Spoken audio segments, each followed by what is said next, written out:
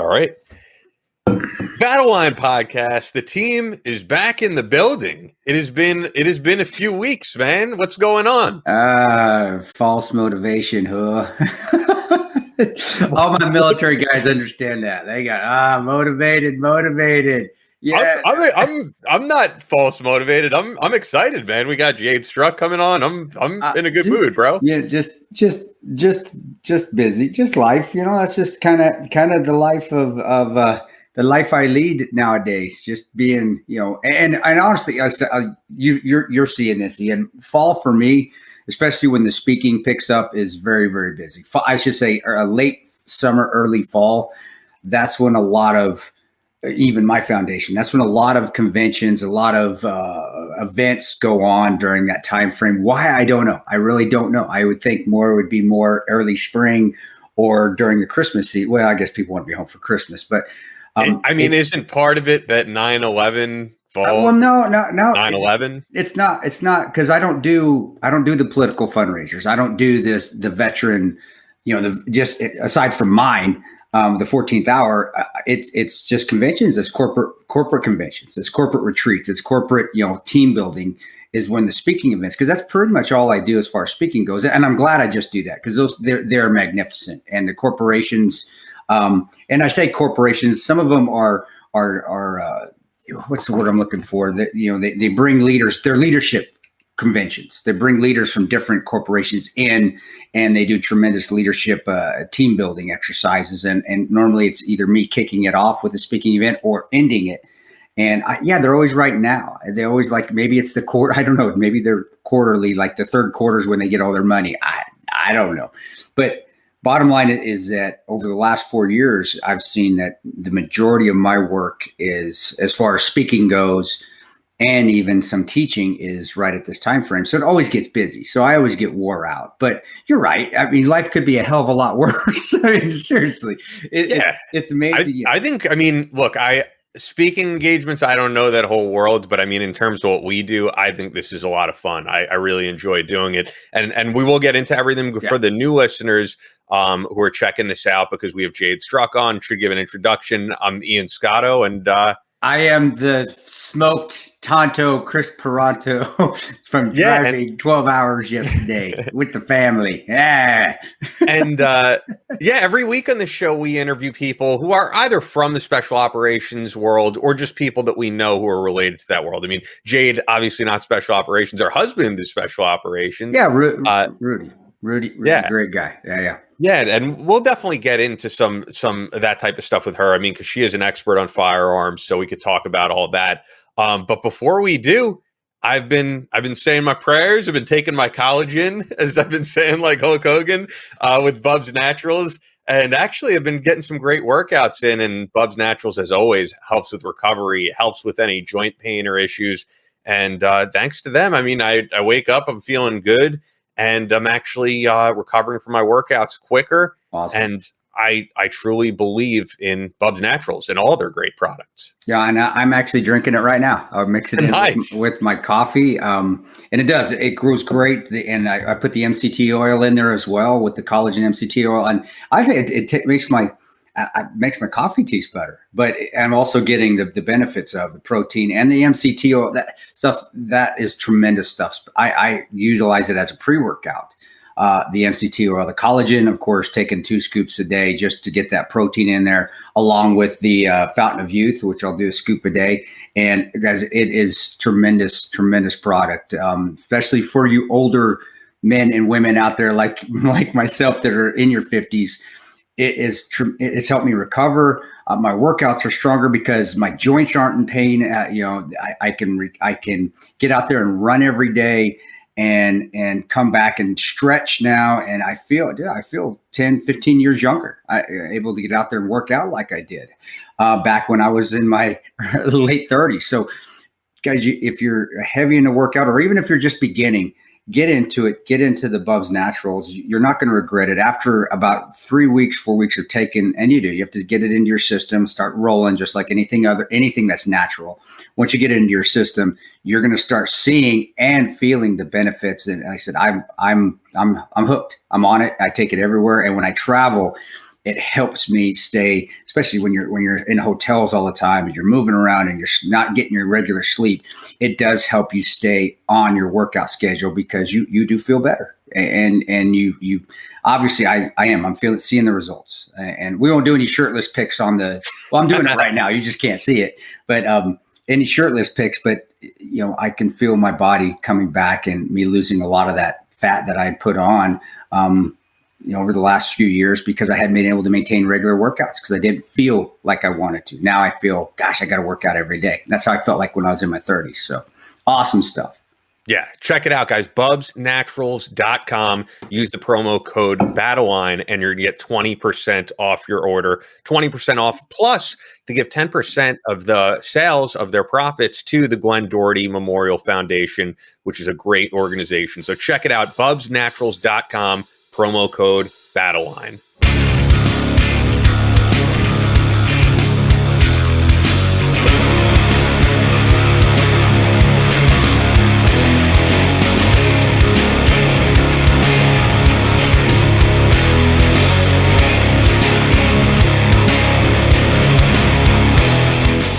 From Omaha, Nebraska to New York City, from planet Earth to extraterrestrial life in space, a podcast with no equal, engaged in unconventional warfare through your speakers and headphones. This is a show about embracing the suck, conquering your demons, and finding God in the face of adversity. Chris Tonto Peranto. Twitch is on. Motherfucker, I'm gonna shoot you in the face. Ian Scotto. Ian and I have been dating for a long time. You are now tuned into the Battleline podcast.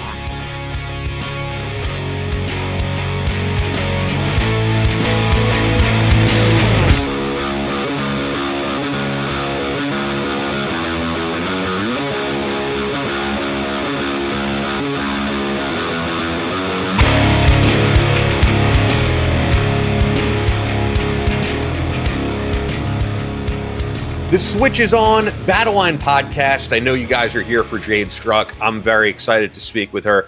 But before we do, we got to get a recap of the 14th Hour Foundation event. I want to hear how it went. I couldn't be there, but from the pictures, from the comments I've seen, it seems like it went off amazing. It did. This was our first formal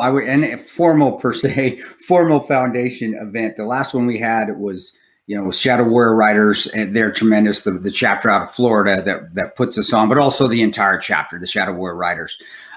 They put it on for us. Chance Sal is the head guy of the Shaw is the head. I always pronounce his last name. Sorry, Chance, I pronounced your last name wrong again. But he always puts this on, and with the help of my wife and Jeremy Mitchell, it went off awesome. I mean, it runs me ragged. Don't get me wrong. I mean, I'm getting pulled in 8 million different directions, but it's my foundation. I'm supposed to be getting pulled in 8 million different directions, or else I wouldn't be doing my job out there. But having Medal of Honor winner Don Jenkins out there doing a speech, having our very first person we helped, Brandon Holiday, who we'll have on the show one of these days, pretty soon, probably in the fall here. Brandon Holiday, who lost his leg, but then also, we helped him get back on his feet, getting him back in the canine world of getting him back into dogs. And he spoke at the event. It was tremendous. And then also, I was just going to say, if I have this right, and I don't know if I just heard you wrong when you said lost his leg. From what I've seen, he lost both his legs, right? He actually, all I saw, Brandon's just got the one. If he lost the other one, unless I'm wrong. So. I mean, I've never met him, but I think it could just be the way he looks in those shorts, kind of. Maybe but he's the guy with the canines, right? Yeah. And Brandon, if you've lost both your legs, then you're hiding that other one well, man. I'm telling you I could be way off. Yeah, and that was. I didn't know he told the story. He talked for about 5 minutes and told his background of his story. Yeah, I'm completely incorrect. No, it's all right. Like, Brandon, I think you're moving well with one leg or both. I guarantee he's laughing right now. Listen to this, just dying laughing. But he spoke for 5 minutes. I didn't know, that he had been having several heart attacks, and the reason he lost his leg, it was because of a blood clot, and due to just being infirm, being very having something wrong with his immune system. where his immune system is just attacking autoimmune. It's the same thing that I have, an autoimmune system that just attacks everything. Your immune system has no idea what's good or bad. It just attacks it if it sees it's foreign. And that's how he lost his leg. And him going down that slippery slope of what we all go down when we hit those demons. But, commending 14th Hour for coming out of it. And he's back to being extremely successful and training Leos and canine dog handlers in the art of dog handling, which is tremendous. And Brandon is a success story, and he was the first ones we helped. And then also just having Jessica Lynch come in and do a little talk, just show it was great. And just everybody that's here, the Audacious Andy, old Granny Marcy, Kayla Hanan. You've got the Tonto tribe is what they call themselves, and they're just some of the best supporters in the world. And, we had about 200 people at the dinner. Every table sold out. And I don't know the exact numbers of what we raised, but I think we raised is about $80,000 or $90,000, which, wow. Honestly, that's what we needed, because my wife has told me since we've started, we've donated. I didn't know this. My wife handles all the finances, all the money. She says we've donated over $150,000 in grants to people, veterans that needed help, and we will continue to do so. So it was great and good fun, and everybody. It was just fun, good feeling, no bad vibes, all good vibes, and it was just an honor for me to have Don Jenkins there, and just to hear his story. Medal of Honor winner. You're always honored to have somebody like that at your foundation dinner. So it did. It went off well. It wears me out. It really does. It just because it's go nonstop. Pictures, take this, sign this, do this. But hey, man, that's the nature of the beast. That's the life I live now. And in the end, at least I can sit here and talk about it and smile and say, yeah, it went off really well. And I had my family there too, which. We got to go to Universal a couple of days, and I got my family. Oh, nice. It's so nice to go there and see my 6-year-old and my 16-year-old act like a 6-year-old, and my 12-year-old, my daughter, who is the most like me, I think, take care of everybody, and go into Universal and eat a Big Pink, a Simpsons donut, go on the Simpsons ride, have my kid get off and just like, man, I love that favorite ride, Simpson ride, Daddy. Let's do it again. You can't beat those moments, dude. Yeah. So it was awesome. It was an awesome all around event and awesome time with my family. And kudos to my wife and Chance and Jeremy Mitchell, who really pulled it off and made it an extremely professional but fun veteran foundation event that raised a ton of money for this year. And we'll need it this year, because I didn't realize how many grants we'd been giving out since we started, but. That's good. Keep me in the dark on the finances. That's the best thing to do. And my wife, she knows that, so I don't need to tell her that. She already knows. Yeah, and I actually finally heard back from Jessica Lynch, and she's like, "Oh, I'd love to come on." So we'll definitely have Jessica Lynch on probably September. Good. I would think she'd be an awesome guest. There's so many people we want to have on, but to me, that's definitely a A-list guest right there. And I, talking to her and having her come, and I want to also, I forgot to thank Ryan Weaver, who did a tremendous job at the concert the night before at the Abbey there in Orlando. Ryan, and that's where I finally met Jessica, and I said, "Hey, you're coming on the show, right?" "Oh yeah, I'll be there." So nice. You're going to enjoy Jessica's on the show. You're going to enjoy what she has to say, and she doesn't pull any punches. She'll talk about the incident and what she remembers of it, and the thing is when I even asked her, I said, "Hey, you're going to be okay talking about? You don't have to talk about the incident, but you're going to be okay talking about it, right?" And she just smiled and said, "Yeah, I'll do it." And that's what makes me happy, is that she seems like, and I don't know, we'll ask her, but it seems like she's, it's been some time, and I'm sure just like the rest of us that have gone through something traumatic, it will always stick with us, but she's able to view it and I think see the positives of what came out of it. And there's tremendous negatives, of course. She lost basically her entire squad, but I'm sure she'll find the positives. And she looked great. She looked happy. She looked healthy. And, so I think it's going to be a great episode. And again, I didn't want to miss Ryan. I need to because Ryan on that night of when we do the night before we do the concert, it's really his show and it gives me a break. So I can just come say hi and leave. And Ryan takes it over from there. And he did a tremendous job with the concert and helping out 14th Hour Foundation. And I saw Jessica having a good time at it. So, hey, that's great. It was wonderful time. You got to come next year whenever we have it. Yeah, I will, because I'll probably be in Florida. You know, I don't know how. I mean, I just have a 9-month lease, so I don't know if I'll be back in New York at the time. I don't know. I really don't know. Can't predict the future. But with Jessica Lynch, I may be wrong in this because I don't watch a whole lot of mainstream media, but I do keep up with what's going on Twitter. And it seems like she keeps, I could be wrong, like a relatively low profile. Yeah. She's not someone who's out on the news every day or anything like that. So she's having her speak. It's like, this is one of the few times you're going to get to hear her story. Yeah. So you got to listen in. And I think that's just her personality. I don't know her personally. Yeah, I've only met her a few times, but she came up on stage and we honored her at the foundation event too. She came up and said a few things, and just watching her talk, she's very well spoken. But again, just very, not shy, just reserved. It's kind of, hey, it's just me. I'm still the same person, maybe a little bit wiser, a little bit stronger. I'm sure a hell of a lot stronger for what she went through. You know, being a POW is no joke, but she doesn't, I got no sense of arrogance or anger or animosity from her at all. Just a nice person. And you do see that strength though, that when she talked, the ability to get up on stage and just look people directly in the eye and say a few words and tell a few jokes impromptu. That right there shows confidence, because if you get stage fright, you can't do that. If you're confident in yourself, you can get up and just start talking. And she did. So I think it'd be a great episode, bro. And it's funny, we have a little bit of a tie-in because 2nd Ranger Battalion was a battalion that came and secured the area when DevGru went in there. SEAL Team 6 went in and got her. That was my old squad. I was a team leader of one of my old teams that went in there, and he's not a couple of those guys have moved on to other things, but they told me just that they were digging and leave no man behind. They found the shallow grave sites of her team members where they were buried, and they had not brought their e-tools, nothing to dig with. So they were digging up their bodies with their hands. And he told me the stories.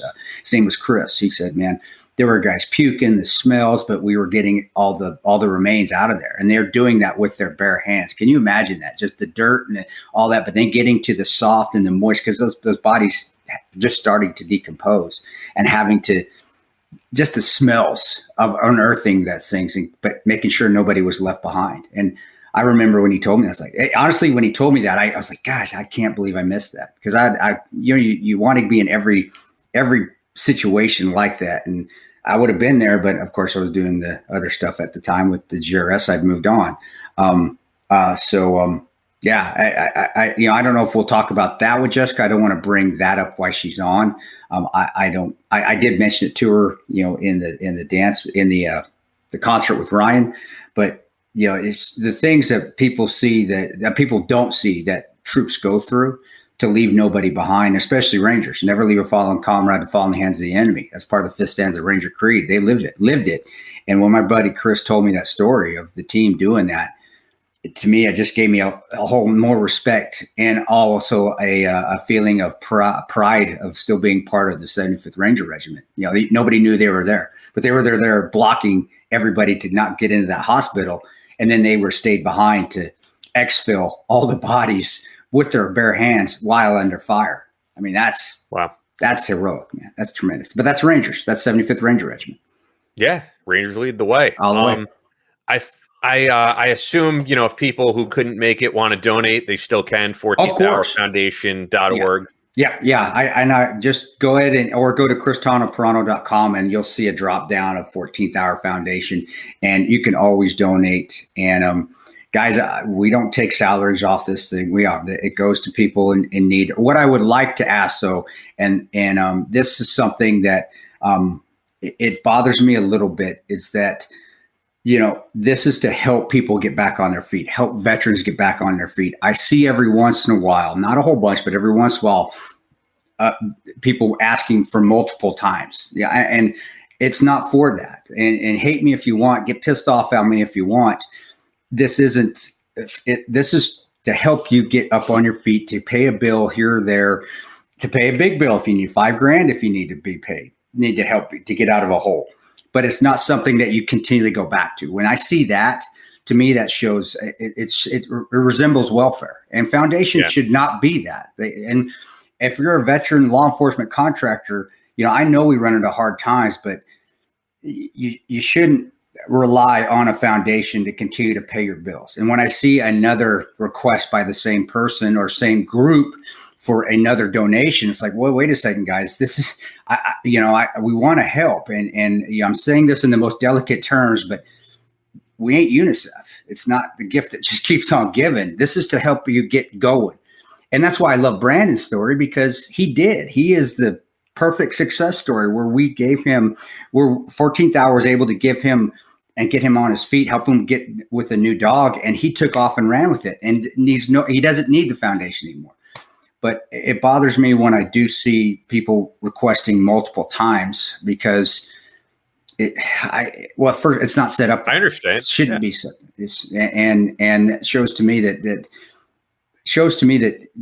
we're not, as veterans or law enforcement or whatever, we're not either taking upon ourselves to live responsibly or we're living beyond our means. And believe me, I know what it's like to live below your means. I lived in a $100 apartment the whole time I went to grad school.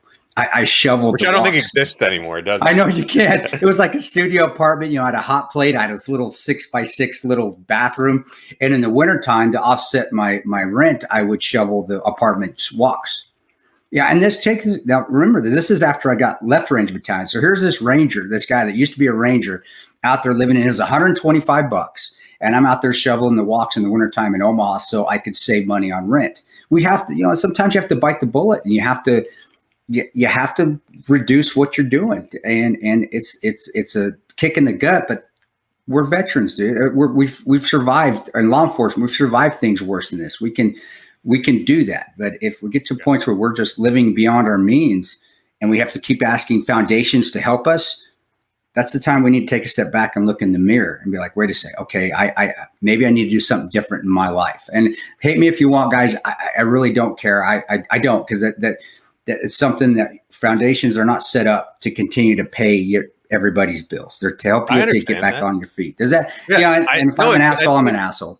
No, I don't think so at all, man. I think it makes perfect sense. But 14thHourFoundation.org. Before we get to Jade Struck, as you know, Jade is a firearms instructor, competitive shooter, and the brands that we rep when it comes to firearms are the best in the industry. Of course, Fort Scott Munitions. A lot of guys who shoot, and women like Jade who shoot, who have listened to the podcast, who have switched over, like, this is the ammo I'm going with forever now. Fort Scott is a manufacturer of multi-federal patented solid copper and brass CNC spun ammunition that is designed to tumble upon impact in soft tissue, leaving devastating wound channels for faster bleed out and quicker incapacitation. This ammunition was originally developed to innovate and improve on the standard of military-grade ammunition design. It was found that not only did the TUI ammunition outperform competitors in the self-defense industry, but it quickly became apparent that it would be a top contender for hunters alike. With the ammunition being CNC spun, the tolerances are some of the tightest on the market, ensuring that you receive the same results with each pull of the trigger. Now, they're no longer selling ammo on their site because it was just going too quickly. It was hard to keep up with. So what you got to do is you got to go to FortScottMunitions.com. The link to that is in the description. And you go to the dealer locator on their website, and you'll find ammo available at gun stores in all 50 states. So go there right now, FortScottMunitions.com. And if you want to pick up a shirt, pick up a hat, you'll get 15% off just for being a listener when you enter the promo code Battleline at checkout. Fort Scott Munitions is a proud supporter of Chris Peranto, Battleline Tactical, and the Battleline podcast.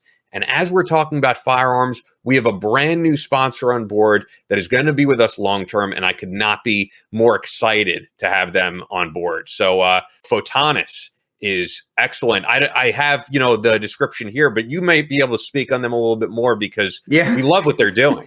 Well, Photonis, guys, they're night vision. They specialize in night optical devices, night vision goggles, so forth. Check them out. When my buddy who helps with Photonis and is one of their partners there, Phil Otto, contacted me. Phil Otto was a GRS teammate of mine at Kabul. Said, "Hey, I'm getting on with this night vision company. You got to check them out." I looked at them, guys. They are top of the line, military grade night vision and night optical devices, not only for the military, but for, a lot of guys do coyote hunting, perfect for that as well. They are a group that, they're veteran. They have a lot of veterans. And I don't want to say veteran owned, but veterans run the company. So guys that have been experienced using night optical devices and night vision goggles and so forth. So nods and NVGs. Phil knows his stuff over there at Photonis, and being a former Force Recon Marine, of course, he utilizes all the NVGs and nods in his prior job. And then with GRS, of course, we did. He knows what he's doing over there with Photonis, and as far as bringing out night optical devices. So if you haven't checked them out, get to their website. Ian, do you have their website handy? Oh, yeah, absolutely. I'm going to get into all that, and I'll give you guys some specifics as well, because what they're doing is really top of the line. Photonis is the global leader in night vision solutions, providing more high-quality night vision capabilities than anyone. As Chris said, hunters, shooters, boaters, and outdoor enthusiasts rely on Photonis Defense systems to make their adventures safer and more successful. Military, law enforcement, and public safety end users utilize Photonis Defense solutions to give them the edge at night in tactical situations and rescue operations. Photonis Defense is now offering state-of-the-art night vision systems, and here are some of the specifics from the PD Pro B 16mm binocular and the PD Pro M 16mm monocular. To the PD Pro Q panoramic night vision system. Customers from all over are excited about these new, smaller, lighter NVGs. You've got to see these things to really experience how much smaller and lighter they are than anything you've used previously. And the website, of course, is Photonis Defense. That's spelled PHOTONIS defense.com. I have the link there in the description. Sure. Photonis Defense for more information, or look for Photonis Defense product options from your local night vision dealer. But I can tell you this from speaking with Phil. You know that a company is great when someone has that much passion for their product and when they're excited to talk about their product. And I can tell you, Phil is someone who really believes in what Photonis is doing. And as you said, GRS guy, he's someone who knows his shit. He's not going to rep a company that doesn't do good work. And Phil is one of my best friends downrange, so much integrity. So having him say, hey, this is good stuff, that's enough for me right there. And if they're making them smaller and making them lighter, I think that was one of the biggest problems I had growing up in the night vision world is the weight, especially when we used to use the old 7 Deltas. Yes, the PVS 14s came out, the binoculars, but gosh, you do get a splitting headache after using those. But even just the old ISLIDs and the old infrared optics that we had, just the weight, and then bringing them down and making them smaller, but still having even finer, you're having a finer vision, finer night vision. And the smaller products, that's what we need. Weight is a huge thing with night vision. And if you can eliminate a lot of that, but still keep the same capabilities and the same standards of having a bigger optic with more gadgets here, but making it a smaller package, man, that's what we want. And so check them out definitely. And Phil Otto over there, brother, tremendous individual. We got to get him on the show, just not just to have him on for Photonis, just to have him on because of his experience in the Marines and also GRS. And we'll do some videos with him as Phil comes down to Fort Scott, so we can actually get some real good YouTube videos so you can see those things in action. I'm excited for that. PhotonisDefense.com. I think that's literally like the Joe Rogan microphone you're on. Is it? I don't know. I looked it up on I looked it up on some blog, and I was like, this guy says it's good. And I was like, fuck it, let's just do it. Because also, I mean, it's so helpful just to have a good mic. I'm like, and I do enough media. I'm like, fuck it, let's just do it, You gotta spend some money. I still got my same old one though, so I'm still, which is good. I like that mic. I do. I love my Rode mic. Is that what you say? Rode. But Jade, if you're good to go, I'll just give you an introduction. I don't know if you have any questions or anything. No, I don't think so. Cool. All right. Thanks. So, joining us for the first time on Battleline, as I said, I got to give a proper introduction, is Jade Struck. And you're someone who does just so many different things, so it's hard to give a formal introduction, but competitive shooter, firearms instructor, model, actress, athlete, host of your brand new podcast, which you launched, the Milk and Honey podcast, available on Spotify. Also a member of Force Blue, which is a group of veterans and veteran allies working to save coral reefs, forceblueteam.org. And then I even noticed with the actress stuff, I was like, what is Jade starred in? And I know that you have an upcoming film, Return to Eden, which is currently in post-production. So that's a whole lot of stuff. Is that the name that they said on the internet? It's not called. Is it? I honestly, man, I don't know. Because when we went to go film it, I was like, so what's this thing going to be called? And they're like, it's called Be Nice, You're in Eden. And I was like, that sucks. That's it. Well, Return to Eden sounds a lot better. Yeah, that does sound better.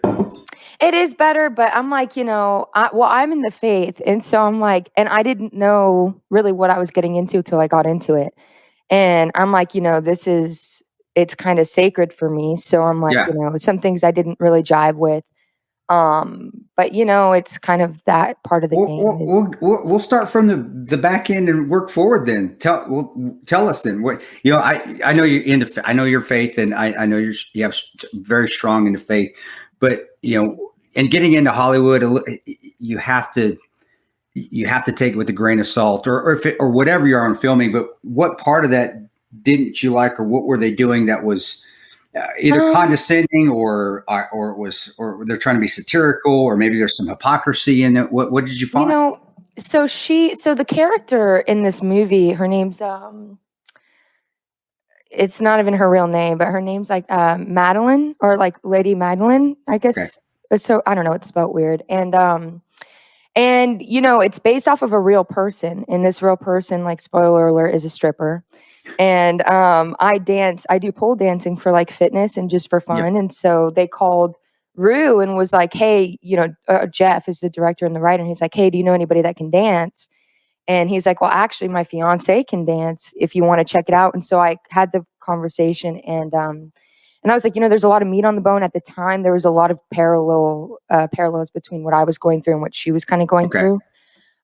So I thought that was cool. And so we talked about the vision of it, and it as a project on the back end, it was definitely something that was going to be good for me as an artist, but also to tell this story. And there was a lot that I liked about it, but as we got into it, the script was always changing. Okay. And so I'm out there and we're filming, and, I'm dancing, and I got like, my knees are all bruised and battered and scabbed up, and I'm like on film. And also, there's so much image involved. So I wasn't eating a lot, and sure. And I was smoking like a chimney on my vape, though I stopped smoking cigarettes. And so I found out she was a pagan, this real girl. And they didn't bring that up to you at the beginning. It was a shit show in the beginning. Like, it's an independent film, and so they're like, gotcha. Hey, we're filming next week. Like, do you want to do it? And Chris, up until I was getting in the car with Rudy, we had all of our shit packed up. Rudy was so supportive. We had the dog. I had all of my crap and all my lingerie and all my bullshit, And I got down on my knees and I said to the Lord, I said, Lord, if this is not what you will for me, tell me and I won't go. I was like, just, give me word and I will not go. And I said, but if this is something that you will for me to learn from it or whatever it is, then if I go, just let me do well and don't let me fall and let me learn, and keep me safe. And so I got the word to go. I didn't get no. So I was like, okay, we're going. And you're sure? Because sometimes we get no and we're like, no, that's just coincidence. Where you want to get, because you want to do something so bad and you just, man, no, that can't be God telling me no. I still got to get through it. And you still keep trying to fit that round peg in that square hole. But really. And that's the the complexity of the dance, is listening to the Holy Spirit. What are they saying? Yeah. And, and kind of trying to get through it yourself. But I'm really kind of a stickler on not confusing God's will with my own will. Yeah. Yeah. And so I was like, so what is it? And, I'm tuned into the Holy Spirit. I wasn't getting no, but I got that I was going to need to learn from this, whatever that was going to look like. And, ultimately, like you said, being in Hollywood and having faith and realizing that it's such a shady, dirty, evil business, having to learn how to navigate that. And that's kind of part of what I was doing. And that's kind of the trajectory I've been on, is learning how to navigate and learning how ultimately at the end of the day, nothing outside of Yeah. my heart and my home matters, you know? Yeah. So it makes it easier to tell people to fuck off or tell them no, or, you know, tell them I'm not comfortable with this. Yeah. Yeah. And that's kind of what I had to learn how to do on that film, was learn my boundaries, learn my parameters, and then how to handle that, you know, because I didn't know how to handle not being comfortable presenting as, you know, this pagan. But I said that to the director, and he's awesome, you know, and we were rewriting this whole thing as we were going. I've never acted like this before. I've never been in the lead. I've never read lines. We drove 5 hours to Oregon, got there, did my makeup in the car, right on the set. And now I'm acting, right? So it's like everybody thinks it's this glamorous thing. It's not, you know, it's just life captured on film, as I'm sure that you can kind of relate to with what we do. And so I just kind of learned how to do that. And, you know, there were some things that I just said, you know, I don't want to play, but there was a lot of creative control for me. That's good. Yeah. So because then you can make those changes uncomfortable, like, or where something comes up and you're like, man, I wouldn't do that. That's not me. That's not how it's going to, and you don't have somebody director say, no, that's fuck you. No, this is what you're doing. This is how it goes. Yeah. And the director was also the writer, and my co-star, his name's Gary. He's awesome. He knew that I was new to all of this, and him and the writer, or him and Jeff, were kind of butting heads a little bit. And so me and Gary in our alone time, when the red light was flashing, we're like, let's just do our own thing. Like, let's just fucking, you know, what's one scene, you know, in one take gonna do wrong if we just do it ourselves? Yeah. And so I'm grabbing his beer and drinking out of it. And it kind of took its own shape because it was based on this real experience that the director had with a real person that was supposed to play herself, but she's so freaking out there. She was like, you know, well, the stars aren't aligning. I'm like, you know, I can't. And so when I got on the set, I said, listen, I'm not this way. I'm a hard driver. So like, we've got to do it. And if we're going to do it, we're going to do it all the way. And so I freaking did it all the way, you know, and it was a good experience for me. It was really cathartic, to be honest with you. Okay, that time. So was it 3 years ago? How long ago was it that you did it? 2 years ago? 3 years ago? No, last year. I did it last year. It was just last year. Forgive me. I'm 50 years. I'm losing time. I don't remember. I don't even know. I mean, up until, let's see, we're in 2021. So up until August of 2019, I don't remember shit. That's when I decided I'm choosing my own way. And that's when I started choosing my own choices again. Yeah. So between 18 and then, you know, July-ish time of 2019 is all a big blur for me. It's tough. It's tough. That brings me to a question I've been meaning to ask, because it seems like in that time frame you really grew a huge following on social media from being fitness, you know, oriented and shooting and all that. And I was actually just thinking of this when I was prepping the show before, because the three of us really come from three different generations. We're all very different ages. Hey, shut your whore mouth, you shut your damn mouth. How old I am. You're saying that to me, not I'm not saying that to you. Sorry about that. Sorry, Jade. No, you're fine. What I was wondering, though, was we've talked about the whole influencer culture on Instagram and all that. And I'm wondering, just from your perspective, like as the younger person here, do you consider yourself an influencer? What do you think of that whole term and that whole, you know, lifestyle, I guess? You know, thanks. That's a great question. I appreciate that, because I've talked a bit about that on my podcast, and I'm learning how to really what perspective to look at it from, because I do consider myself an influencer. That's how I get paid and I make a living, is by my social media pages. And it's kind of what happened with me in shooting. You know, I started shooting because I loved it. It turned into a business. I started hating it. Once I could monetize something different, I started loving shooting again. Now I'm monetizing my image and I hate it. You know, it's hard because I've never been in a relationship with somebody who's also, you know, a public figure. And it's not easy. There's a want and a need to keep my life private. Yeah. And also a want and a purpose for me to share my life to help change other people's lives. So it's this delicate balance of, you know, how do you know, I don't see myself the way that I present myself, but I present myself according to what feels safe for me. So it's a lot of standoff distance. You know, I'm not super personable, not super you can't really get to me. Well, approachable. Yeah, and that you have to be guarded. You have to be guarded, or you start believing in your own bullshit. You start maybe I am this cool person. No, fuck no. You're not yourself. No, and I struggle because I've been in this kind of space since I was 18, and I was still young and super naive and kind of figuring it out, and having to do that in a public way has been hard. Learn to navigate the terrain because I'm not stepping into it having figured out my life yet. I was still having to figure everything out, while I really wasn't having any regard to how I was going to be viewed. And then it kind of, because I was showing only one side of me, people started defining me because of that, and so people see me as like this, Jade's this awesome shooter. I don't think I'm a great shooter, like I never have. And then also there's so much more to me that isn't there. And so how do you define it? And then that kind of turns into, I talked to my therapist about it, like a little bit of imposter syndrome, if you will, because people think that you're something that you're not, and you're sitting there screaming like, this is who I am, and they're not really receiving it. And you're like, so what do I do? Because I'm not wearing a mask. When I go out there, I am myself. And so I'm learning how to balance it. And I talked to a friend of mine, Byron, on my podcast, and he really put it into perspective for me, is how I have an issue sometimes with only being seen for what I look like.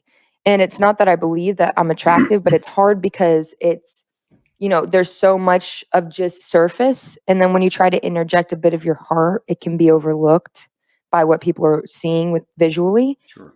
Which is why I started the podcast. And he was explaining to me how really it's a gift from God, and with great power comes great responsibility, and having to learn how to wield that, and also responsibly, and with good nature, and then also how to value it for what it is, but also not take, not get too comfortable or reliant on it, which I've never really been.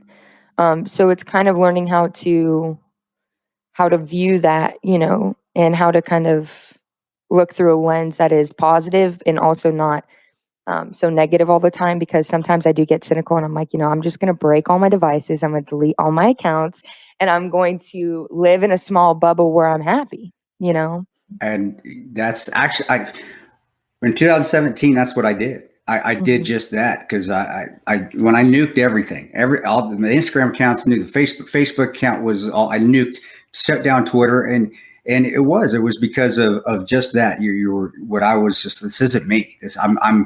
I'm all these who gives a shit? All these followers, but this is not me. And my life went left. It went completely to shit. And it didn't make a difference how many followers I had or how much money I had. My life was miserable, and I was miserable. And I really did. That was it. Takes a gut check to say, you know what, I'm just going to get rid of everything. And it did. But I did. And that was what I had to do. And so I get what you're saying with your like, hey, you know what? Is this me or is this not me? How can I act like myself? And now I do. And I've seen a definite, if I act like that political son of a bitch asshole, hates everybody, hates all liberals. If you don't like guns, I don't like you. And I'll get a hell of a lot more followers. But that's not me. And it's so exhausting, It is. It is. How do you balance it, and so I understand it. And coming from that place of authenticity is where you find that kind of comfort, where you can find peace. Yeah.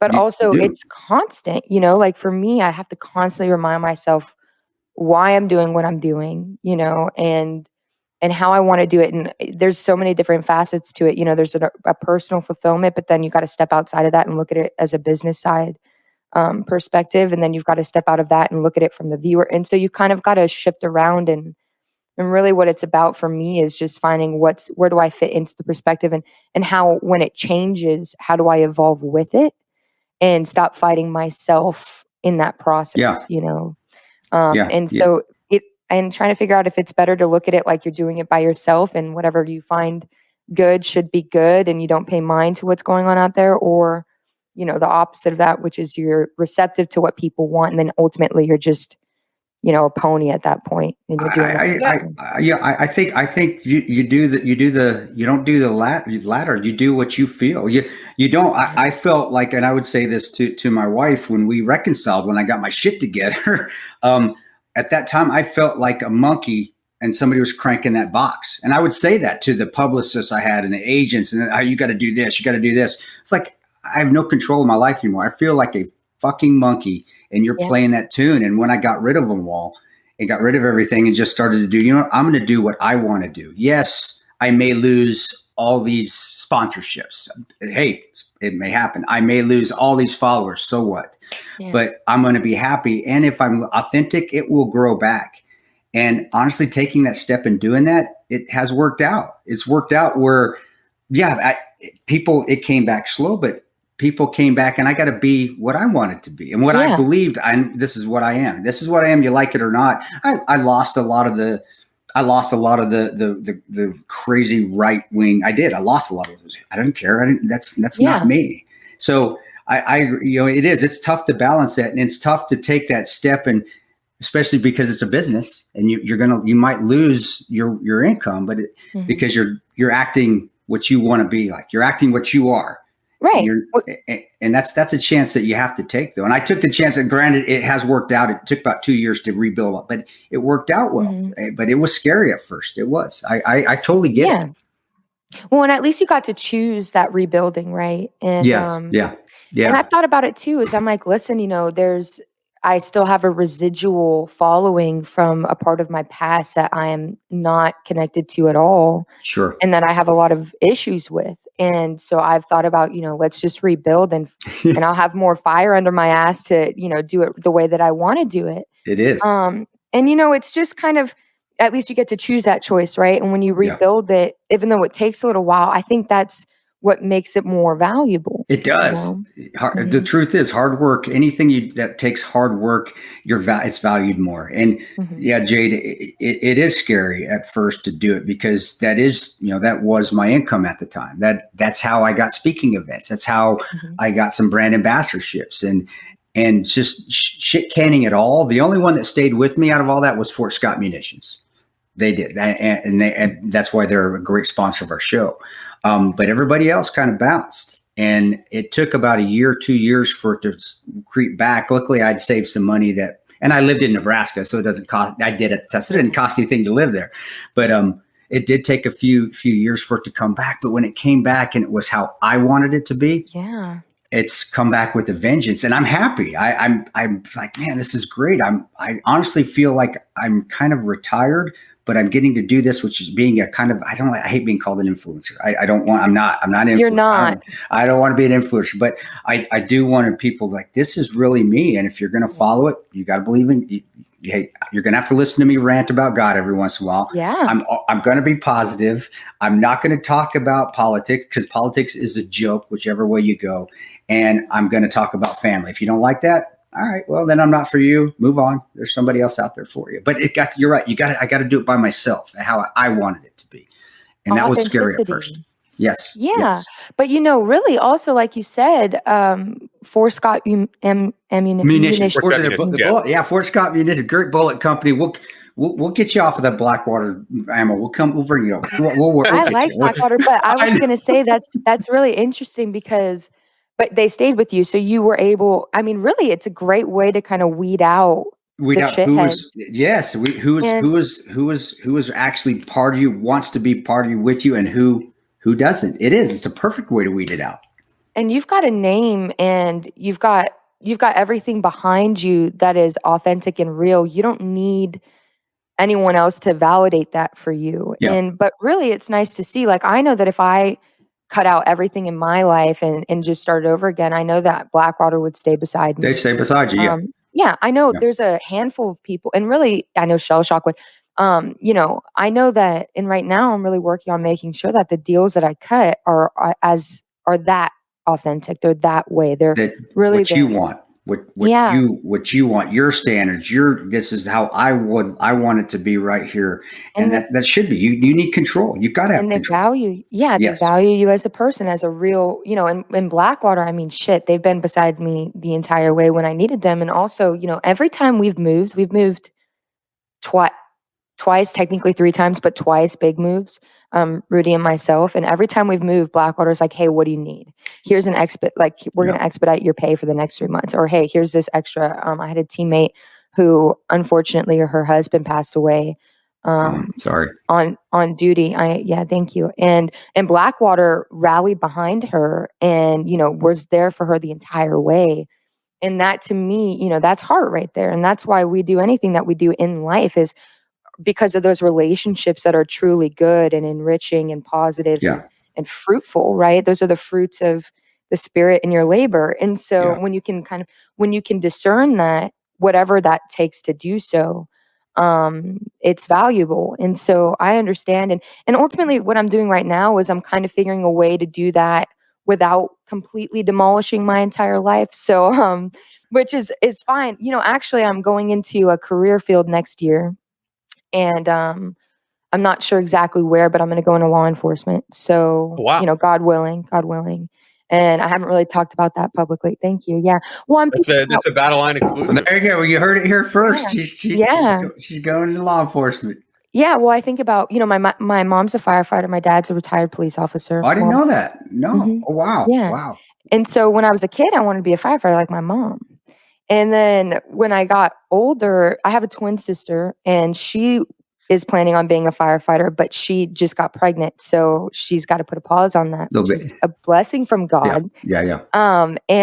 And so I was thinking, I could do firefighting physically. I could dominate. That could be cool, but I'm not a big proponent of fire. I don't want to fight fires. I want to fight people, right? I want to fight bad guys. I'll be honest with you. That running into fire, I would have rather I would like that. And I'll tell you again, after we got back, after running into that burning building, I don't know how many times, and I didn't even run in it the most. Tig did and Roan did, probably ran in there the most times. But I would rather be shot at than go into a burning building ever again. That was freaking scary. And it was, you just, that heat that you hit when you go in, you can't even see it. And it's like hitting that wall of heat and diesel and smoke. I was like, wow, you can't fight that. You have no control. You just try to contain it until it burns itself out, where you have more control fighting a person. You do. I hope, God forbid you ever have to do that. I hope not. But there is more control than trying to fight Mother Nature, which what fire is, and water and so forth.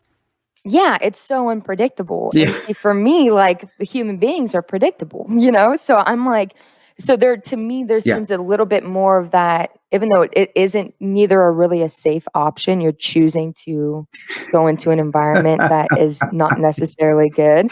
But it seems to me like people would be the safer bet, because fire is so unpredictable, and I've always been afraid of it because my mom, she's like, Jade, don't light candles and leave them burning. So like, I've got a candle here, but I've got my eyes out, and so she's built that into my system. And so, and when I talked to my dad about his service, because he was a cop out in Oxnard, and it was really kind of gangland at that time, working on trying to get it gentrified. And he said, I was asking him kind of questions about what it was like when he was working and, dealing with those kinds of environments. He's like, Jade, I was the baddest of them all. And so know your enemy, right? And dominated. And people still know him in the force as being somebody that really shaped up that community by just playing hardball. And that, to me, I mean, seeing that fulfillment that my dad, went after what it was that he was searching for, which was to make a change in the community and fight bad guys. And, and whatever reasons were his, mine, are what mine are. But I also think about, like, longevity wise, and going back to the influencer thing, it's not consistent. And for me, I'm with Rudy. We're getting married. I want to have babies. I want to have congratulations. Thank you. Yeah. And I've thought about, for years going into the military. And then I thought, well, I never wanted to get married before. There was a few times where I was going to drop ship and just quit my shitty job and go into the service. And I had people around me that were saying, no, but I didn't have anything tying me here. Sure. And then as I get to where I'm at now, which I'm a little bit older, and I think about my career and my life, but I think about, we're going to get married. I want to have babies. I want to be home. I want to be stateside. So how do I serve while still being able to do that? And so that's where I came up with law enforcement. I did some digging, and I talked to some friends, and, we're looking at maybe Fort Lauderdale or somewhere in Florida. Yeah. I'll be right near me. I'm moving right around that area. Awesome. When? I get to hang with you and Rudy. That would be cool. Yeah. But you know what I was going to say with your social media following, the interesting thing for me from an outside perspective, right, as someone who kind of discovered you in probably this past year, I've always found your social media following to be really positive. I mean, because you post actual workouts, you work with great brands. And I don't think there's anything divisive or anything like that about your image. Of course, your image is not going to be the entirety of who you are, but I think the part that you show of you on there is positive. And the message I've always got out of it is like, you can be muscular and a female, and not currently, but like you could have a shaved head and shoot guns and still be feminine. And I think that's a really cool message to send, because I think everything has to be in a box now of like, what's, this is what it means to be a man. This is what it means to be a woman. And I think that's being crushed by people like you who are like, hey, I'm feminine, but I'm into this stuff that's considered, air fingers quote, traditionally masculine. And I think a lot of that is bullshit. I think a lot of that needs to change, where you can be a woman into guns and vice versa. Yeah. Well, and that's what I'm really I've always tried to portray, so a little bit about me is I'm from this town in California called Simi Valley. It's kind of small. It's technically a city, but to me, I mean, everybody knows everybody. It's so tight knit. And I dropped out of high school when I was 17. And I didn't know what my future was going to look like. And, because my dad was a law enforcement officer, the rules of the house were like, as long as it's not against the law, you can do it. Like, but if it's against the law, I didn't raise criminals, you know what I mean? And that was his thoughts. And so when I dropped out of high school, my dad, had made this comment to me. He's like, I'm really just afraid that you're going to end up in jail. And I was like, Dad, you know what I mean? Like, I'm not going to end up in jail. And I started shooting because of my dad. My dad is the one that got me a job at the shooting range that I worked at doing parts assembly. Initially, I was putting together like screws in parts, right? And I hated it because I got ADHD. So it was not the best for me. No wonder I eventually found myself sweeping brass and painting targets and like loading magazines, right? Anything to not be sitting down is the best thing for me. And so, but I didn't know what my future was going to hold. That was really all by chance. And I wouldn't change anything from my past because I know that God has a purpose. It brought me to God. I found the Lord when I had gotten hurt. And so kind of unexpectedly, but I heard the Holy Spirit and I was like, hey, I got to, so I just started going to Bible study and I was all up in the Word. And then I was like, everything around me is really not of His will. So I started cutting everything until I just completely cut the tree down. I'm like, we're cutting it down. But I didn't know what I was going to do. And so part of my messaging when I was younger, when I was about 18, 19, 20 was, listen, like if I can do it, I didn't have a skill. So I didn't know how to shoot a pistol until I was 18 years old, and I had a grip and stance lesson. And then I just was going nonstop because I wanted to be the best, but I was never into sports. I was never into like some kinds of competition, always competitive, but never in any kind of competition before. Really. And so my messaging was always, listen, if I can do it, you can do it. Like I'm a high school dropout. My dad thought I was going to end up in jail. I got a job and now people are watching me shoot, which who'd have thunk, And so I'm like, you can do anything in this life as long as you're applying yourself, but you've got to have that initial faith in yourself. And when I was a kid, I said, man, I'm not, who gives a shit about what job title I'm going to have? Because I'm going to be a singer, right? I'm like, I'm going to be a star and I'm going to be a rock star. And I don't even care if anybody likes to listen to my music because I just want to sing, right? And I knew that I was going to be important in some regard in terms of how I express myself. And I found myself shooting as a form of expression. And then what the platforms kind of allowed for me to do with social media, which I never intended on using to market myself. Like I never intended any of this to be what it has been. Sure. But the way that it worked out. So that's why my messaging was like, you can do anything that you want to do as long as you're applying yourself. And that's kind of that's what I built my foundation on. That's when I started noticing my following growing, when I said, I'm done tailoring everything. I'm just going to put my heart and soul out there and started pushing out these positive messages. And then as I got older, now it's kind of shifted into fitness, right? Where, I started applying myself into fitness. People were like, whoa, how do you look like that? I said, if you just, you can do anything that you want to do as long as you apply yourself. And so now it's kind of, it's always hopefully still on that same road of people understanding like, hey, I'm just a human being. How I got to where I'm at, I have no idea. But I can tell you that, if I can do it, you can do it. We can all do it, But you have to believe in it. And the main thing was making sure that I always believed in myself before anybody else did, even when I was choosing to do things that nobody around me understood, right? My dad, I told him I was leaving in a toxic work environment. And my dad said, Jade, I think you're making a mistake. And I told him all my reasonings why. And I was telling him things that I wouldn't want to talk to my dad about, but I was telling him all of the things that I had been through. And he said, well, Jade, I think you're making a mistake. And I said, why is that? And he said, because the money's so good. And I said, you're missing the fucking point. My health is not good. I am not safe here. And so even in situations like that, I always believed in myself, and I also was serving God's will at that point. So I was like, I don't care who sees what I'm doing, if they see value in it or not. I know that I'm serving something and someone much greater than anybody here will understand. And it's worked out for me because of following that will. But it always hopefully stands on that foundation as, I believed that I could do whatever it was before anybody else around me.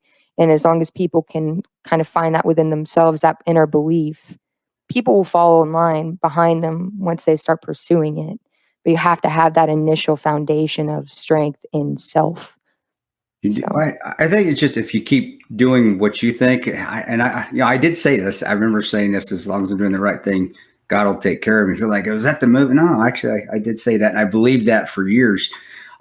You just do what you're going to do. And it's almost like Forrest. It's like if you've ever seen the movie Forrest Gump, where he's just running and he's just running on his own, but he's doing it because he feels like it's the right thing to do. And then people just start following him. It wasn't, I feel it's the same way of anybody, individual. You just do what you feel like you need to do. You just keep moving on, keep running from coast to coast or basically keep working hard, and people will recognize that and they're going to see it for what it is. And it's authentic. But then when you're done, and that's what's hard, is that when you're done, there are times where like, okay, I'm done. I just want my privacy now.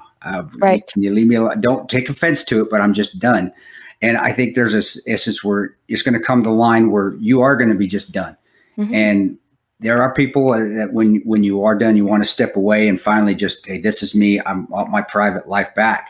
There are people that are going to come back hard on you a little bit, like, oh my gosh, you gave up on us. I've gotten that before. But it comes down to, again, well, what is my happiness and my health? My health is more important. My family is more important. But in the end, you're doing what you're doing and just being yourself. You're all the good things. People are seeing that. My wife saw it. She goes, man, I like Jade. I really don't like a lot of the women shooters there. And because she knows a lot of this because of being in the 2A community, because I am. She goes, but I like Jade. She goes, because she looks like a badass too. And I agree. Jade is like the real life. She's like the real life Sarah Connor, I feel. And my wife doesn't play. She doesn't play she didn't take no shit. My wife was an All-American volleyball player. My wife is in great shape.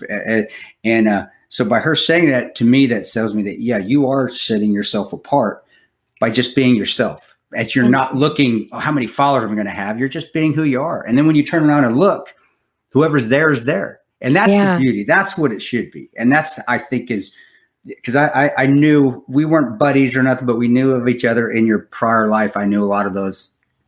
We weren't even, yeah. Okay. They're assholes. They were. And they know I didn't care for a lot of them. But now you doing your thing, you're just turning around and you're seeing that people are still following, and good people are following you and seeing you as an example. Yeah. But you don't keep turning around. I just stopped turning around and looking, and if they're there, they're there, and that's the beauty of it. Right. And when I look who's there, like you even saying the beautiful things that your wife said, which tell her I said thank you, because I will. But the women is a huge part for me because and I'm blessed to have a small community that I know personally that have been with me for a long time. Yep. But when I do look back at, okay, well, who's here? And I see my numbers on the analytics side, predominantly male, right? I would say 90% male, 10% female. Those 10%, those are my hard to gets that I really like. I'm like, but I do it because of the community, and my favorite people to teach are women. And so my hope is that, am I inspiring the people that matter to me? I grew up in a family of all women. I've got 3 men in my whole entire family. It's my grandpa, my dad, and my uncle, right? Wow. They're all essential. Otherwise, we have no extras. And and so, that community is really important for me, and who, when I look back at me, has respect for me. And it's always been the older women, and not saying that your wife is old or anything like that, but don't worry, I won't call her that either. I'll get beat. No, but in the shooting community, I had this understanding when I was younger and with other people is that there's this old guard and the new guard. And the new guard are these young women, they're models. I have absolutely no issues with women being paid to model. They're doing a job. Why is there issues with this? Yeah. But the older women who have a skill set, who've been in the industry for a long time, those are the people that I wanted their respect. I wanted the women who are doing what I'm doing, but have cut their teeth for so long that they have gravitas and weight in their opinions. Those are the people that I want respect of. And because I wanted that, I was always hoping to resonate with these types of people. And I'm grateful that even those women that I was looking for their kind of validation, even though I didn't need it, I got it. And that's what was most important to me is like, well, when I look back, who cares? And like when I'm doing these workout things, which I've just been doing because I freaking like it, right? I'm like, they're high intensity, the workouts I see you do. Like if people want to see how do you look like Jade Struck, it's pretty, you have to do what you're doing and it's intense. Yeah, it's fun. It's freaking fun, dude. It is. It's a lot of body weight stuff, which is cool. Yeah. I think people assume it all has to be heavy weights, and a lot of the stuff I see you do, there are sometimes kettlebells and that involved, but you do a lot of stuff that's just high intensity interval cardio that you could do within the house. It's a lot of like home workouts. Yeah, I just want to move around. Like I just want to sometimes I just want to jump, so I'll just jump around. And it's been fun. Like Rudy has taught me. A lot of people are like, "Oh, of course you got into shape because you're with Rudy." I hadn't worked out with Rudy until 2 years into our relationship. Yeah, you're into shape. We ran across each other at SHOT Show at that gym a few times. I'd be doing my thing. You'd be doing. You were working out. I was like, shit. I run watch her. Interval workouts. It's just she's doing that. She's doing good shit. Just doing jumping. You don't stop. You get on the treadmill. Then you go do push-ups. Then you go lift. And then you run. And that's really what gets your body metabolism going. It's not getting on the bench and doing 400 pounds. Okay, all right, I'm done and taking a break. It's continually going, and I was always impressed. I knew Jade, and we would just do this in the gym. I just give her the chin. What's up? And keep on moving. You go to these conventions, there's all these I know him and I know them and blah blah blah. But when you go to the gym, it's leave me alone. Well, yeah, and you see. You see the people that you would respect and admire out in the world, but when you see them in the gym, there's all of a sudden this intimacy that's hey, I know where your will is at. You know where my will is at. Cool, bye. Bye. It's there's that.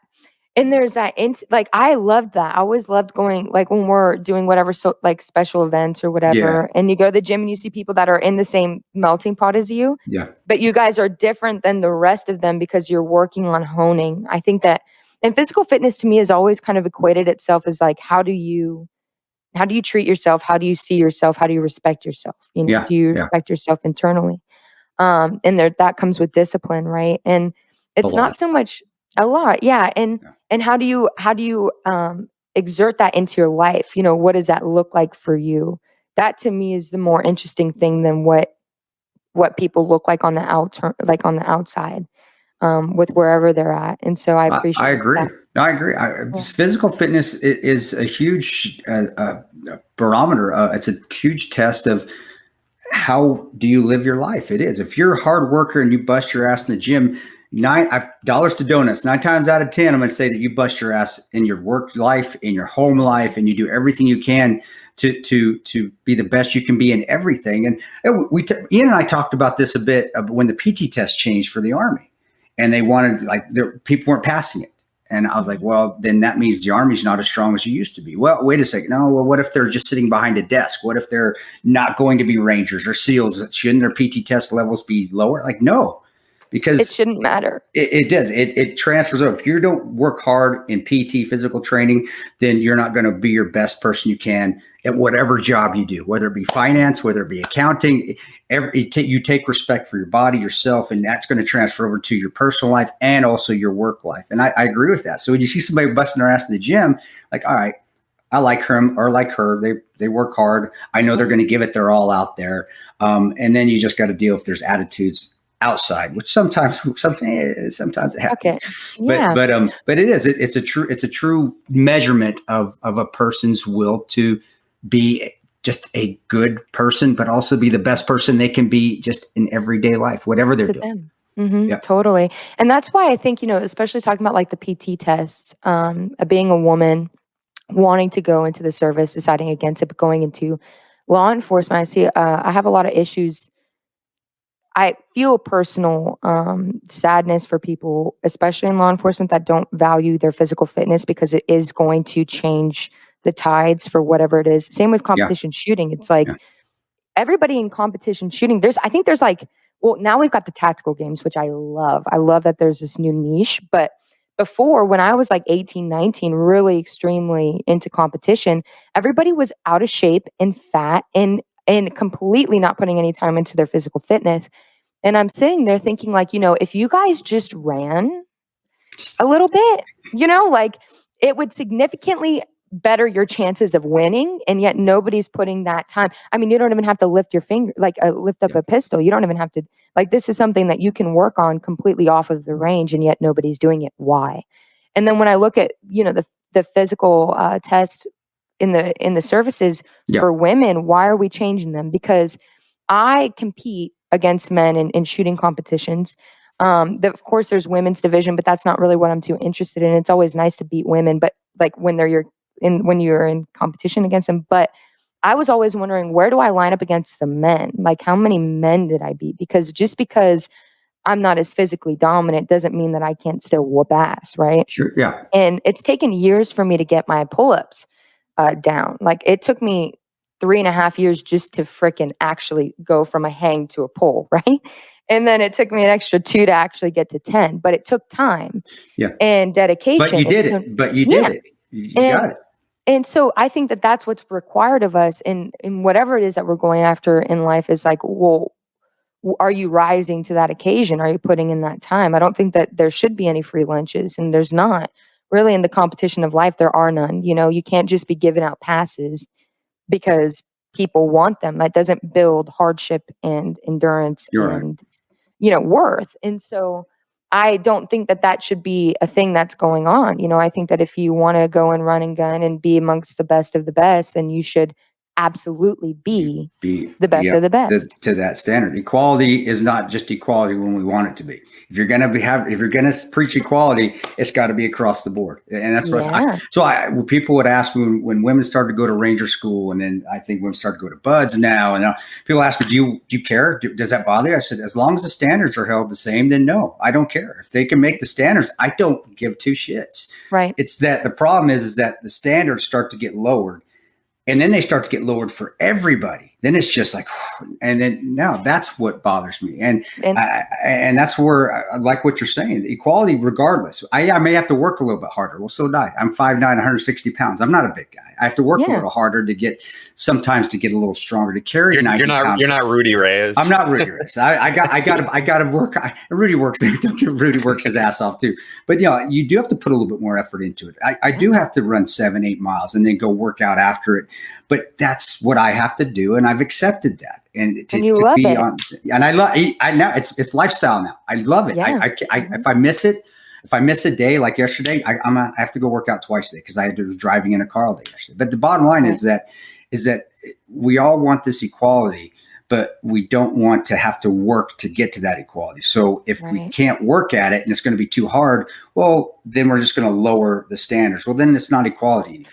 Well, and then what's that going to say about your personal integrity of your sense of self, right? Yeah. Like what that comes down to me is like identity, right? So I identify with having to have worked my fucking ass off to be able to do pull-ups. Like, feels good. That's who I am. You accomplished. Yeah. And still, it's not enough. But because of that, will never be enough.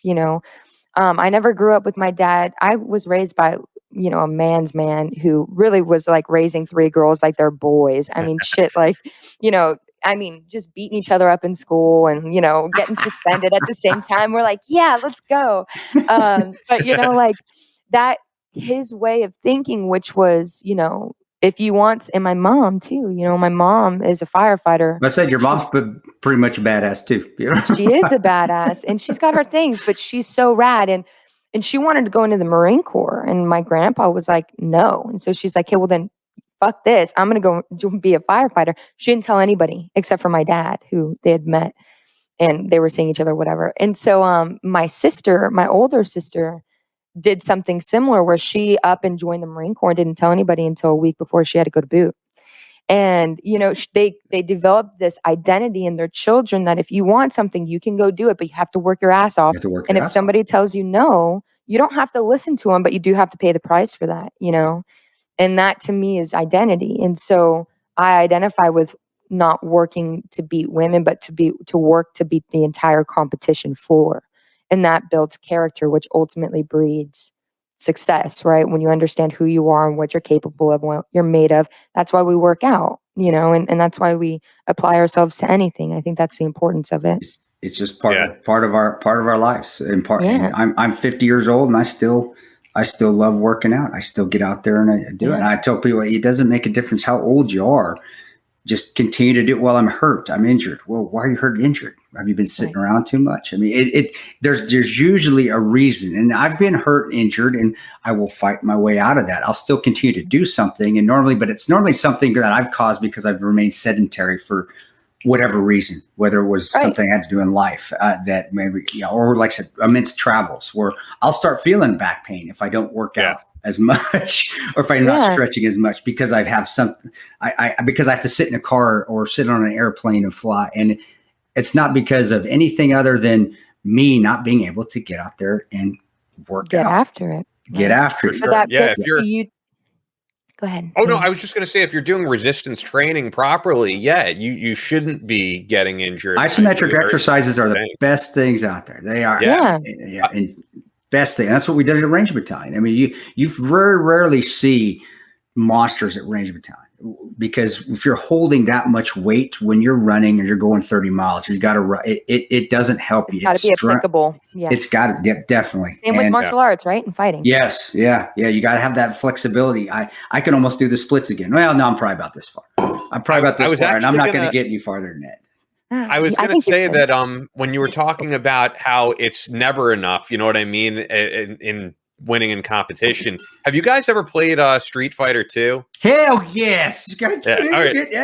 This is going to be before her time, I guess. But of course, we've got action figures for them, but I've not played. You've never played.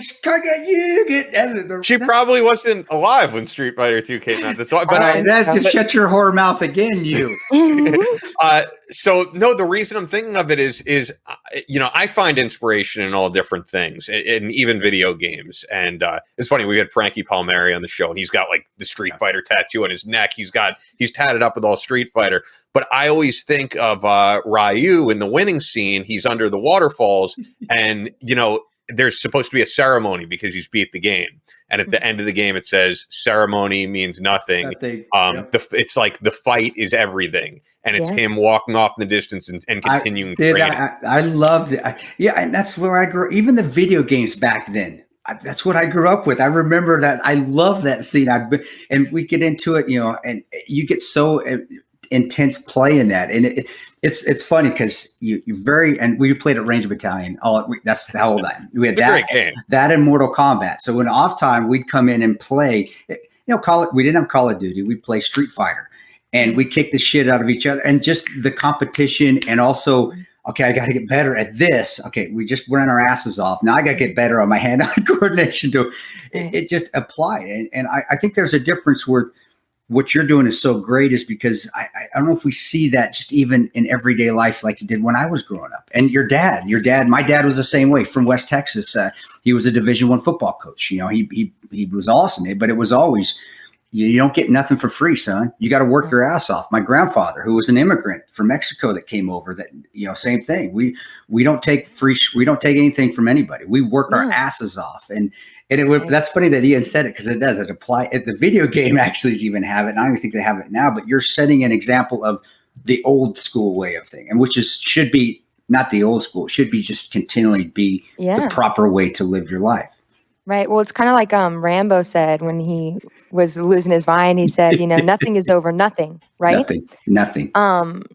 No. And I just lost my train of thought. I've got really bad ADHD. Don't worry. I didn't. No, really I was going to say something, because when you said Rambo, and I know that when we had Rudy on the show, he was talking about that Sylvester Stallone is a hero to him. What's interesting is people don't realize beyond what those guys did in movies that we love them for, they really changed the whole workout culture in America.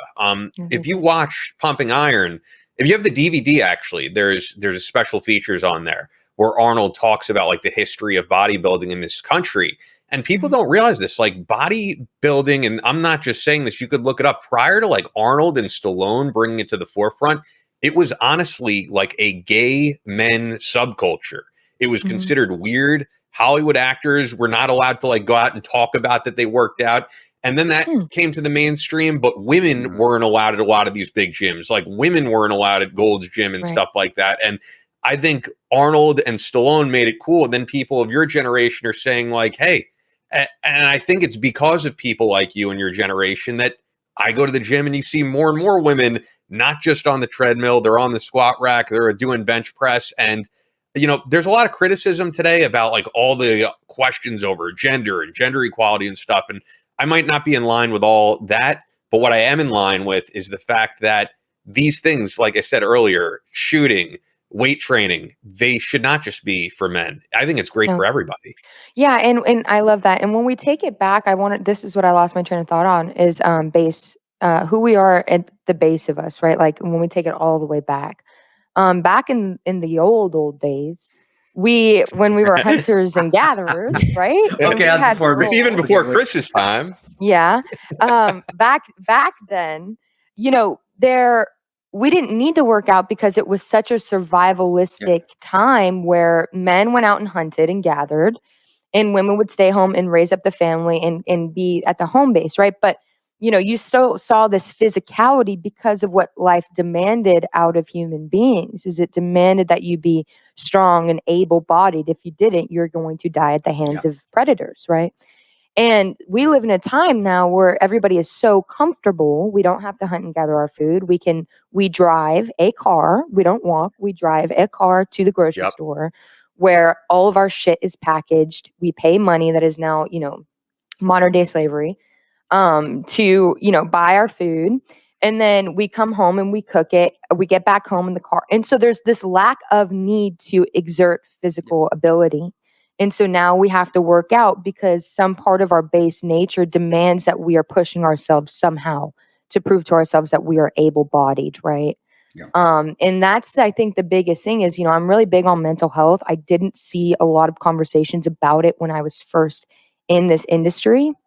And can you guys hear that? No? Good. Perfect. This microphone is kick ass. No, it's great. Great. No, you're good. There's sirens and shit. Nobody can hear it. That's awesome. No, that's that noise canceling. Shout out to Kurt. It's bitching. Yeah. Not for the show, sure, or road either. It's awesome. And so, but now, so there's no need for that. And so now we're trying to emulate that the best that we can. And I think that that's something to be examined on a daily basis by individuals. Like if they're having a hard time finding a way to get to the gym, it's like, well, you know, why do we give a fuck about so much what we look like as opposed to what it is that we're capable of doing? Me being a woman, and most of the time I'm out in the world alone, I have Rudy, which is, you know, the best asset anyone could ever hope for, especially when we're talking about physical safety. But sometimes he's not around. And so even in that sense of my viewpoint of the world, you know, every time I leave my house to go walk my dog, I experience at least one threat to my safety. Yesterday, I had some guy, I think he was on drugs, run up to me to my dog, with a stick in his hand, and he ran up from across the street towards my dog and started yelling at him in some kind of foreign tongue. And are you in like the hood? I mean, that's pretty bad. We're just in the city. We can't hear Rudy working out. He can work out back there. What's up, dude? I can't see if Rudy is completely naked or if he's just shirtless. I don't want to see him completely naked. I don't want to see it, dude. I don't want to see your junk. I don't want to see your junk. Hey, dude, fellas, how are you? What's going on, man? I love that we get a cameo from Rudy. Oh, you heard about the stick? I was going off. I was going off, brother. I want to go out there and get some freaking scalps, brother. Oh, well, I love you. You know what? I'll let the real superstar get on. I was the warm up. You got the real superstar. I love you, brother. Love you too, dude. Love you, bro. All right. You're awesome. Thanks, Rudy. All right, Rudy. But yeah, and so but I know, and so yeah, yesterday this guy runs up to my dog and I said to him, what the fuck is wrong with you? Because he asked if he could see my dog after running up to it with a stick and yelling at it. And I'm like, no, motherfucker, you can't see the dog. But I told Rudy, every day my ability to protect myself physically is up to question. And that worries me. Chris, I had mentioned you in a post recently about why I trained and how that shifted from before it was all, let's have fun and shoot and be freaking cool, right? And now that is completely gone away. And now it's all based off of necessity is like, and how am I preparing to protect myself? And this is where physicality comes into play. I need to be able to run. What shoes am I wearing? Can I move in them? I need to be able to, I need to be able to to throat punch and fucking knee this guy in the balls so hard. Can I do that?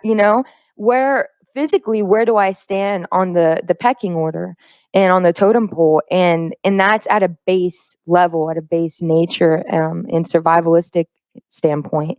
I don't think you're I don't think you're at a base. I think just by you thinking when you go out the house, unless I'm misinterpreting what you're saying, you're definitely not at a base because you may have been, but now just by knowing, I don't wear flip-flops anymore. It sucks, but I don't and I don't call it paranoia, but because I can't. I'm paranoid. I'm paranoid because I get scared. There's a lot that we choose to not pay attention to live in the safety of our own little bubble. Ignorance is truly bliss. I tell you what, it is. I wish I was ignorant. I wish I was ignorant now. I know, and I'm not. And so I worry, and that's why I train a lot is because, and even yesterday after this whole incident, I was so fucking pissed. I prayed about it too. I said, Lord, because I don't know if I handled it well enough. To be honest with you, Chris, I shut down when I get scared, and that's something that I need to work on. Putting myself in those kinds of environments so I can learn to work through that. And I was asking God, to help me kind of learn to navigate this terrain. Because in this situation, I was curious, was it a bad thing that I didn't initially aggress this situation more so? And I don't know. I don't know the proper answer. I don't think that was. I think, and hindsight's 20/20, but looking at something where somebody's coming up and you start seeing that going on, you start looking at their hands, you start looking, okay, are they really a threat or are they, well, then you are doing what you should. If you just froze and just went black, but did your brain go black? Did you just recall going? No, I did. I checked his hands. He was carrying that stick. I checked him out physically. I could easily have been overpowered by him. My dog didn't react at all. That's something I was a little bit frustrated with. Something that we need to get him into training for. But and so really all I wanted to do was like, we've got these pillars. I wanted to put on a pair of gloves and start punching these pillars, getting my shit together again, and I'm like, so how do I prepare for this? And so when people tell me that they have a hard time finding inspiration to get in the gym, I'm like, well, why don't you burst that bubble of yours and realize that it's not so much because you want to, but it's because you should, because you will have to at one point or another choose where you stand. Well, by you thinking about it, by you ARing it, Rudy knows that, doing the after action review of what took place. Yes, you got out of it okay, but by you doing that and realizing, okay, what could I have done differently? You're already improving. You are already making it better. So if it happens again, you've gone through that, and that's why every time we do an op, or every time I'd go out on training, or whether even just on my day, I do the same thing, daily things going out. I will come back, or what should I have done better? What could I have done better here? You're already doing it. You're going to do it better the next time. And Rudy will tell you the same thing. We get lucky so many times going overseas. Just like, oh shit, I wish I would have did. Well, I'm glad I'm here, so I'll do it better next time because I didn't die on. But you may have not handled it correctly, but you're already thinking about how you could have improved, and you're going to improve the next time. You already are. Yeah, and I thought to myself, I was like, I'm going to carry a stick. But then I said to him, and I've done that before, but there's this level of unpredictability. So how much are you preparing yourself for when you don't need to, and that ultimately comes down to preparation. By failing to prepare, you're preparing to fail. And that's a mindset, and that's really an ethos and a way of living your life. And I think that more women should take that up, but I think more people generally should be thinking in this way, and that way we wouldn't be so susceptible to, being taken advantage of or putting ourselves in situations. I mean, Chris, Ian, this is a college town. We live in an apartment building Rudy and our friend Scott, who's also a devil dog, upstairs. But they're the two oldest people here. And, you know, Rudy's going to be 50, but he's not even old. And Scott, I think, is like 36. But everybody else is around my age. And I'm 23. But, you know, we've got a 20-year-old and a 21-year-old right down the hall. 2 girls living alone. A bunch of college kids in this building. And I was talking to the girls in front of their parents. And I said, listen, you know, you guys are living on your own now. You need to start shaping your thinking. And, you know, you need to start having when you walk through the front door, you type in your thing and it opens, and then you've got to make sure that it closes behind you, because there's so much that's unpredictable. And so I'm working on putting together, actually with our apartment building, but beyond it, because College of Charleston's right next door, a program for women to learn how to defend themselves in self-defense. And then also teaching them how to shoot and fundamentals and technique to get their CCW for if and when they need it, when they're around town and whatnot.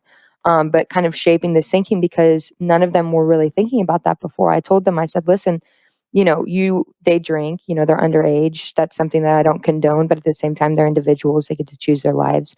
I told them, listen, when you're out and about, real quick segue, we went to an event the other day. We had a friend staying with us. And he brought home this girl, and she was so inebriated. She got to our house. I will admit, I'll tell you guys my side of the story. Okay.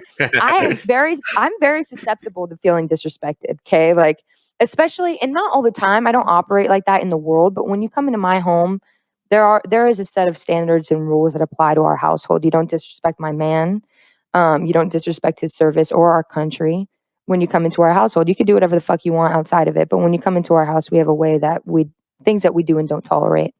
And so this girl comes into my house. The first thing that she does is start petting my cat on my couch. And then, you know, my dog is ready to kill both of them because they just walked in. My dog's losing his mind. She's like, oh, hi, puppy. I'm like, lady, like, this dog's about to eat your face off. And I said hello, and she completely ignored me. And I'm like, listen, like, this is my house. I'm the woman of the house, and you need to acknowledge my presence when you walk into my house. She was on the couch, passed out on like a pile of my shoes, just out like a light. I told our friend, I said, listen, you need to get her out of here. Get her out of here. One, I'm not comfortable. And we have our ways of living our lives. We like to walk around naked, and I don't need that to be infringed upon by somebody I don't know, you know? And so I'm like, you need to get her out of here. Luckily, we were moving from that apartment to this apartment on the same floor in the same building. And this place that we were moving into had a mattress already in it. And so I said, you know, you can bring her over. She can sleep on the couch. You can sleep in the bed, whatever, figure it out. And so he went to move her, and she was so inebriated. She starts screaming, no, blah, blah, blah, right? Passes. I said, Jeff, let me handle it, right? So I go up to her. I said, hey, you know, and I'm like shaking her awake. I'm like, hey, you know, I'm going to put you in this apartment right down the hall. It's our place. It's going to be safe. You can sleep there until you wake up in the morning. You're coherent, and then you can figure out how to get home, because she didn't even know where she lived at this point. And she said, no. And I said, what do you mean no? And she said, I'm not. Why do I have to leave? I said, and I snapped a little bit. Rudy's in the other room going like, huh. Here, he's going to tell you.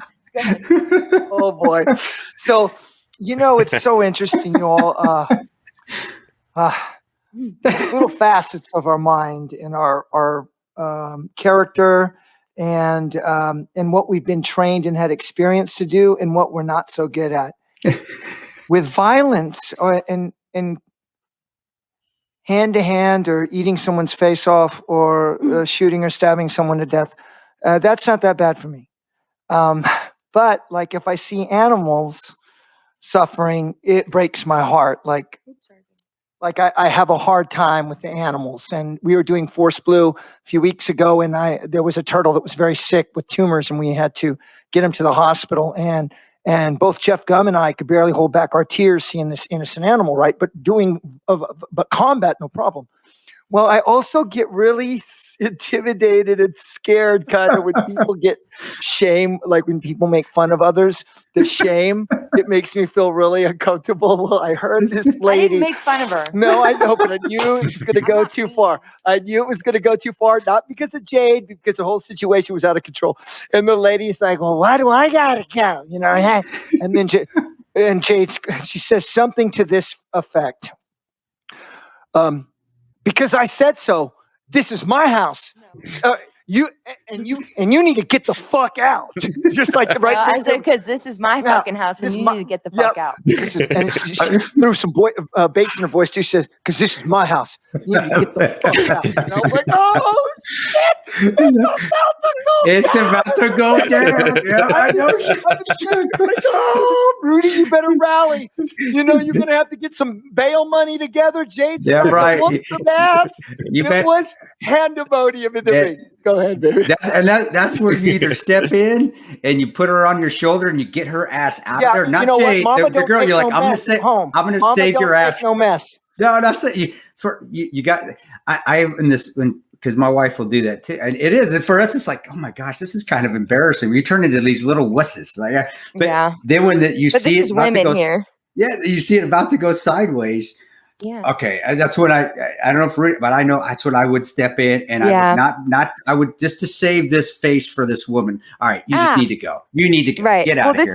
This is what went on to happen. So I said, and I didn't mean to get crazy, but I got a little crazy because I said, listen, I'm not bullshitting. What's your house? Anymore. I mean, it's your fucking house. No, you have all the right to get crazy. And so I went on to say, we've got this. I continued to express to her, we've got this other place. I'm going to take you down there. And this woman that stumbled in here on our friend's arm, he was partially holding her up, looked at me, eyes wide, got up and walked down the hall. And so I was like, listen, Jeff, you just need a little freaking kick in the ass. But how dangerous could this have been? Yeah. Because if we weren't the kind, and so I brought her over here, I put her purse down, I tucked her in, I gave her this blanket and a pillow and a glass of water and left her to sleep. And she was safe. But I was telling the girls, I said, this is the reality of it, is if anybody in this household was predatory, she could have been a statistic. Easy. And so that's really what the concern is how are we mitigating and, properly handling and escalating with situations that we're faced with in this world, and how are we preventing ourselves from being put in those situations, and that's what I was expressing to these girls. And that comes back to preparedness. It's like, I won't go out in shoes that I can't run and fight in, right? Or, at least respond accordingly. Posturing is very important. Are you being aware of your situation? Are you situationally aware? Sorry, I'm stumbling. And those are important things, but it all comes down to this fitness, mental fitness. Physical fitness is related to this, but preparation is key, and how to mitigate those kinds of situations from happening is kind of where I'm at now, which is why I look the way that I do, I guess. I'm not training more so to look a certain way as I am more so to be able to react and respond a certain way. And so when people say to me, rolling all the way back to motivation in the gym and working out, is you've got to somehow be able to operate in this world. We live in America where we're blessed to be very safe because of men like you, Chris, and men like Rudy and guys like you that have fought to preserve and protect this country's safety. Yet, if you step outside of our little zone for a minute, then you'll see that the world is not a safe place and nobody gives a fuck about your feelings. Yeah. So how able-bodied are you, And when you get a family too, when my kids, it's even more so. And I'm always, on 360 when I'm with my kids. I'm very blessed that, I worked protection for so long in areas. So it comes a second nature. Sometimes I wish it didn't, though. I wish I could just be just a normal dad, oblivious to everything. I still enjoy being around my kids, but I am still putting myself in a spot I can watch everybody, making sure that even like yesterday, driving home, we stopped in a town I'm not familiar with. They were at a Dairy Queen. The area doesn't look real good, so I'm out making sure when I open the car door, and I stand in the middle of it. I face out like I would if I was protecting a principal, as my wife puts my child in my car. And of course, I've got it concealed on me. I got my knife on me. It's not that I'm worried that everybody's a bad guy, but I don't know who is. So I'm going to err on the side of caution. And it's tough living that way, and I'll live like that for the rest of my life. But I also know how to also look and smile and still enjoy the moment of my 6-year-old eating his ice cream, enjoying it then looking back out. But it's tough. But you're right. That's all situation awareness. It's all preparedness. And it's also for me being so damn old. And I've done it for so many years, 20 How some old years. are you, Chris? I'm 50. I'm older than Rudy. You're not old. He's a youngster. He's a youngster. No, y'all are just getting warmed up. You know what I mean? Life is good. Yeah, no, it's fantastic. It is. But yeah, you're doing it, Jade, right now. You're doing exactly what I started doing 20 years ago. And you're doing it, and that's so. I think you're doing an amazing job, and I know you're evaluating what happened with the guy with the stick. Well, I mean, really, what else could you have done? Pulled a gun out? No, you can't do that. No, you were always looking at your hand. You're ready to move. More assertive, verbally, and that's kind of where I need to really, and I talked to Rudy about this. I'm wondering more so, especially because that incident with the lady. Sure. Kind of put things into perspective for me questionably when it comes to aggression. And I've always considered myself an aggressive person. I wouldn't say without responsibility, so like I'm not, I don't pick on anyone. I definitely defend the weak. I used to get in fights because kids that were in I don't even know what the like PC term for this is. And I don't, in the special needs class, would get picked on and I would go in and I would whoop some fucking ass because I'd be like, who do you think you are? Yeah. But, so it's not without responsibility, but, I was thinking to myself, I was like, is it serving of me to still hold on to this old identity of being super aggressive if it's not realistic, right? Sure. And so what does that look like for me now? How has that part of me evolved?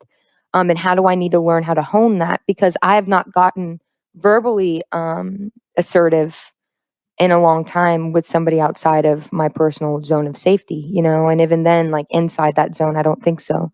And so how do I learn how to navigate that terrain more effectively and not get afraid to use my voice? Like, because that's something, and I don't know if it's a woman's problem. I think it might be.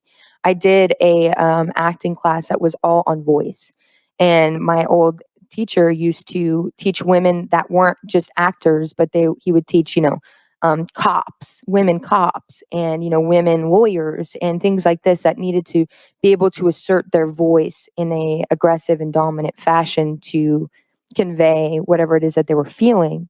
Sure. And so I'm wondering, how do I navigate that terrain now? Because the opportunity presents itself often for me. Being where we're at, we're in the middle of Charleston. It's a big city. There's a lot of tourism. There's a lot of people that don't give a fuck. Yeah. So there's homeless people and drugs are an issue. And so there's all of these things that I know that it's not going to be the first or the last time that I run into some kind of issue again. So what's the best way moving forward with that? And that I think is going to be the next thing that I kind of deep dive in, at least in my own personal defensive journey is like, how do I learn how to navigate that terrain? And I think it comes back to, kind of the things that I learned that were the fundamentals of my NRA defensive inside or pistol inside and outside the home class that I took. Yep. It was all the proper escalation of force, and verbally, I think that should be a subsector. It's like, and that's something that I'm going to have to research and deep dive, and maybe I'll find an expert on these kinds of things to come on to my podcast, and we can figure it out together, but that's something that makes me curious to learn, something that I think that I need to hone in. Well, you're constantly learning new skills, constantly evolving. It's important.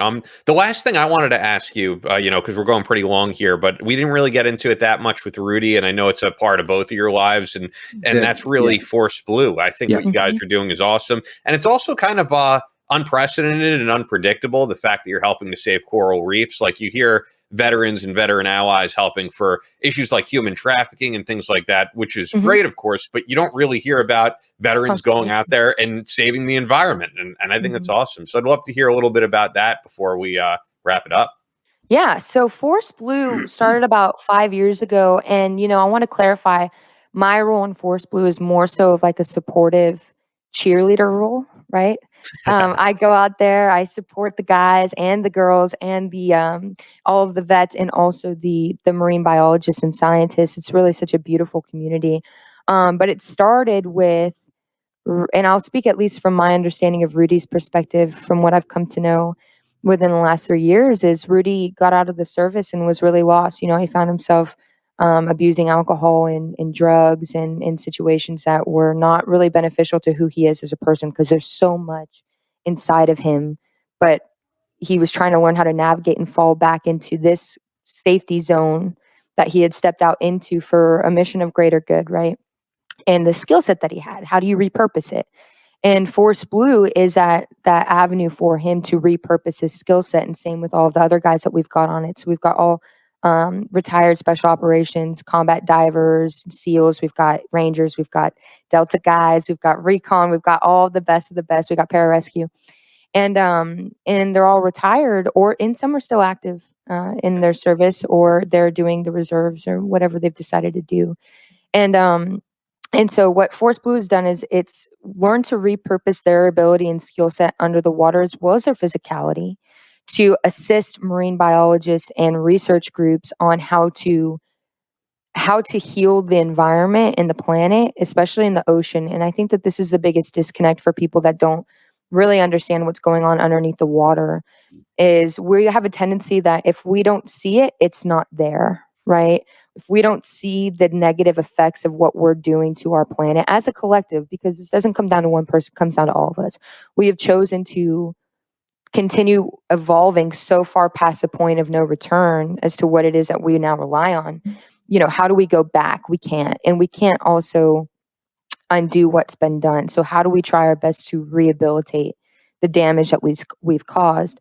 In regards to this turtle mission, what we were doing in the Keys was we went out with the in-water research group based out of Florida, and in the Marathon Turtle Rescue. And what we did was we took 2 different teams, and we go out, we have to wrangle turtles, which is in its own thing a whole entire experience. So that's what the guys did. The guys go in there, wrangle the turtles, grab them, get them on the boat.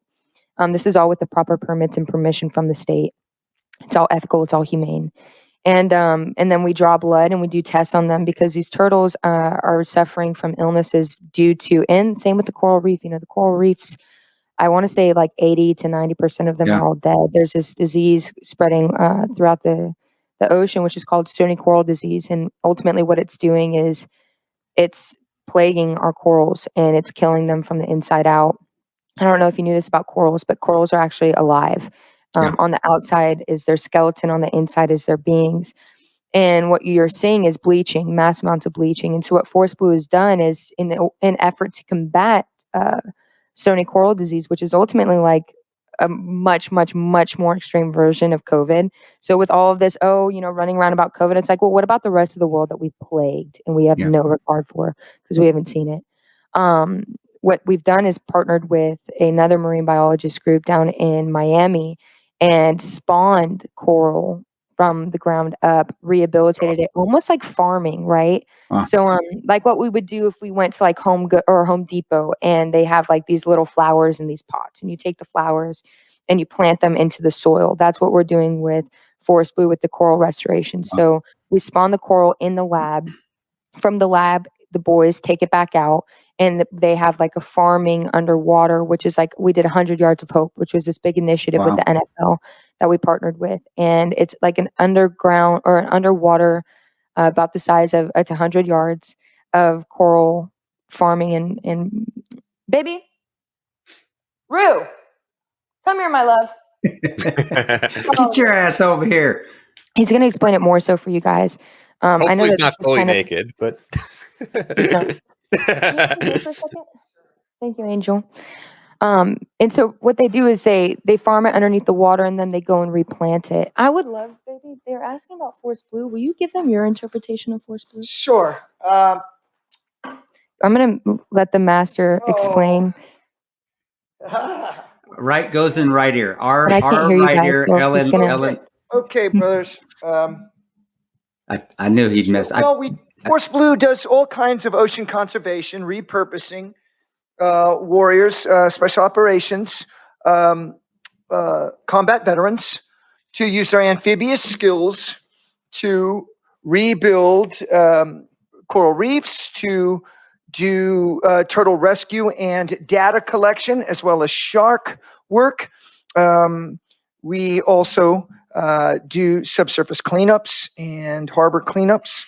We have partnered together with PepsiCo, with the NFL, with every major science organization, NOAA, OSHA, the Cousteau Society, and as well as local folks in all coastal areas, but we're primarily focused in the Florida Reef Tract because it is the country's largest coral reef, and it brings in $3.6 billion of revenue every year to the state of Florida. So what's so profound, what we've learned about coral reefs, why I created Force Blue in the first place is I had been struggling with my mental and spiritual health for some time, and I couldn't outwork it.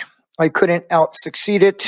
I couldn't out-fight it. I started working in television and film, and supposedly had some notoriety and success, but I wasn't happy. So I went to contracting, started doing the GATA program in Northeast Africa, and I thought being back with the brothers in that capacity, that would fix it. That didn't work either.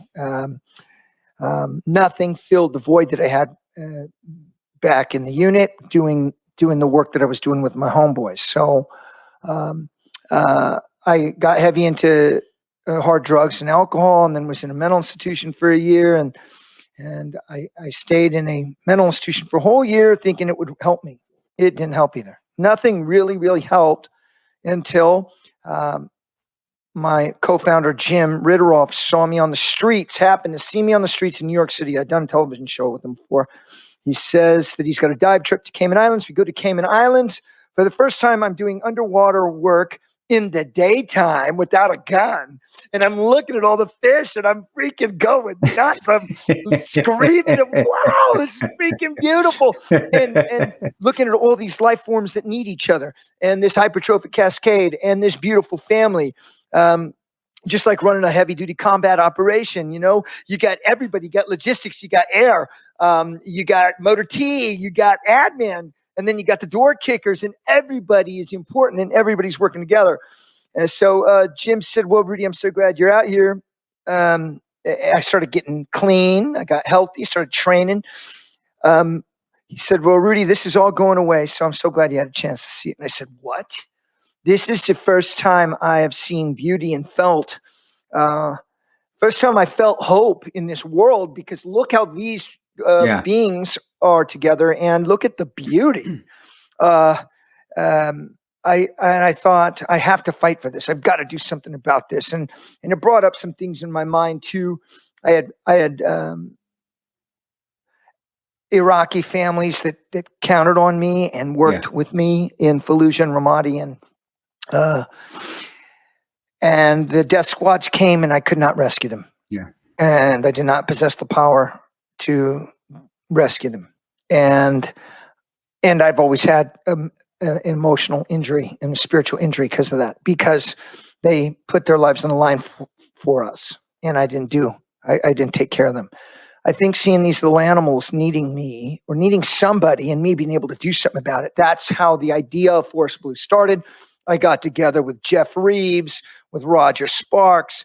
We brought in people from the Green Berets, the Rangers, Pararescue, SEALs, Recon, British Royal Marine Commandos, and the same kind of partnership that we have been successful, Chris, like when you were running ops, you had Devil Dogs, you had Army Dogs, you had SEALs, you had all kinds of brothers that maybe came from different states and maybe different ages, but they came together and coalesced on one mission because the ethos are there. And, it's to fight, to defend, to protect. And you watch my back, I watch yours.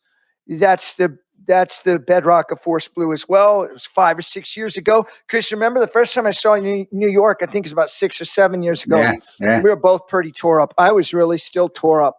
Oh, my holy moly, has my life turned around the last 5 years, brother. I mean, that's when I could drink. I can't drink like that, brother. I can't. I understand. I understand. I think when we find something we believe in, and it gives us certain youth again, an innocence again. Our children do that. Our relationships do that. Our animals do that. And for me, Force Blue does that. And I think that's the secret of my success. So check it out, everybody out there, forceblueteam.org. We're always at the Super Bowl. We are the NFL's veteran nonprofit. We got commercials. Nice. We got T-shirts. We got beautiful mans. We are doing awesome. That's awesome. And you know what's funny? We said we were eventually going to do a part 2 with Rudy, but we kind of got part 2 with Rudy from having Jade on. It was completely unplanned. Our last episode, we didn't get Force Blue in at all. Now we got. We did a little bit. We did a little bit, but not as in depth. Yeah. Well, I'm glad, brothers. But we've got a brotherhood and a relationship. So you guys always have access to me, and you have Jade too. We just got done doing 2 weeks of turtle rescue. And we have hospitals saving these turtles. You know what it reminds me? When we were in combat, we have triage.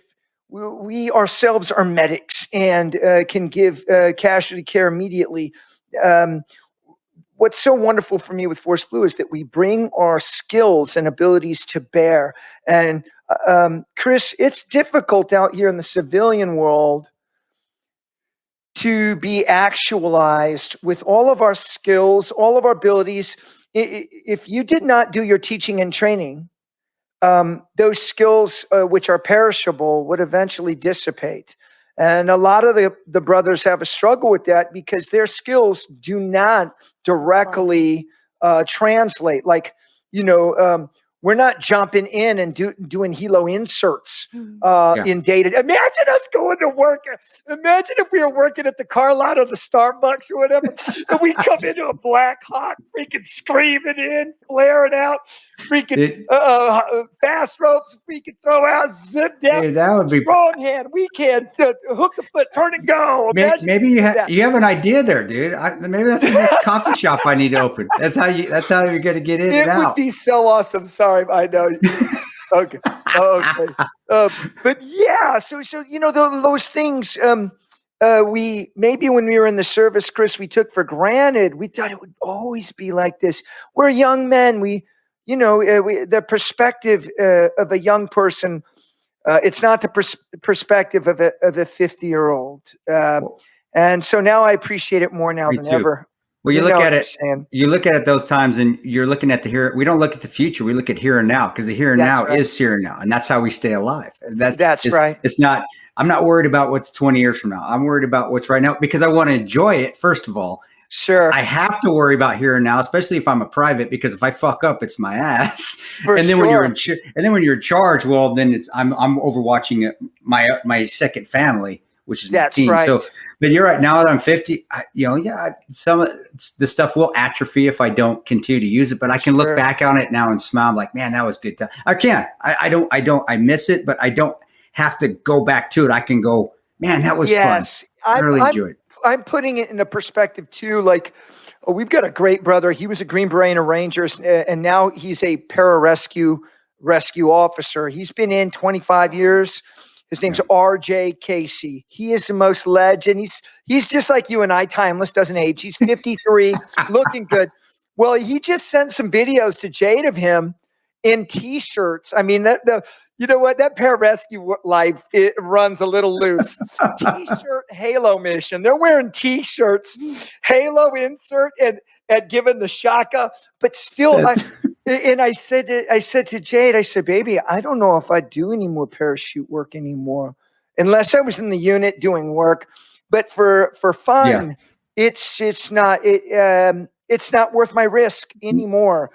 You know what I'm saying? The risk needs to be worth something now.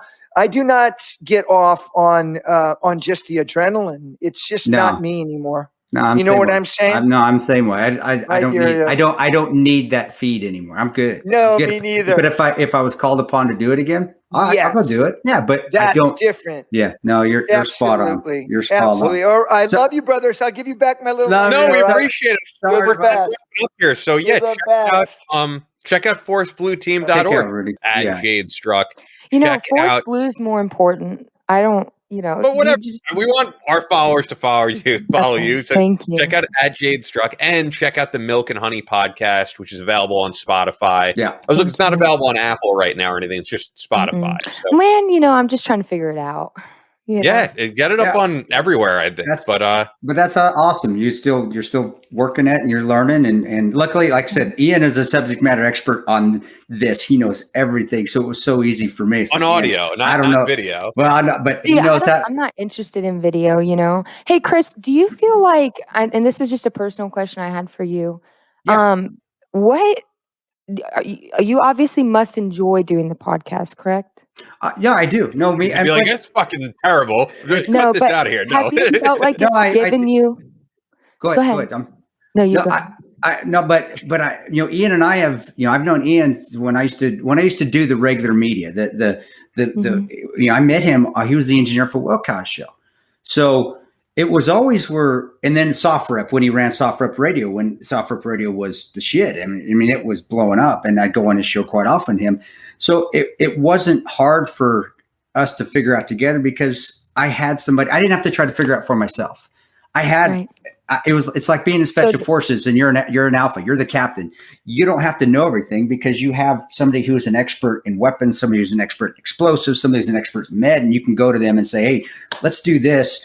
Mm-hmm. Can you make it happen?" And it was Ian's like, "Yeah, let's do it." I'm like, no brainer. I just got to show up. So for me, I think it may be a little bit different than just starting from scratch because Ian already knew how to do it all. So it was jumping into a show that really, but I do enjoy it. We do it every week. Yeah.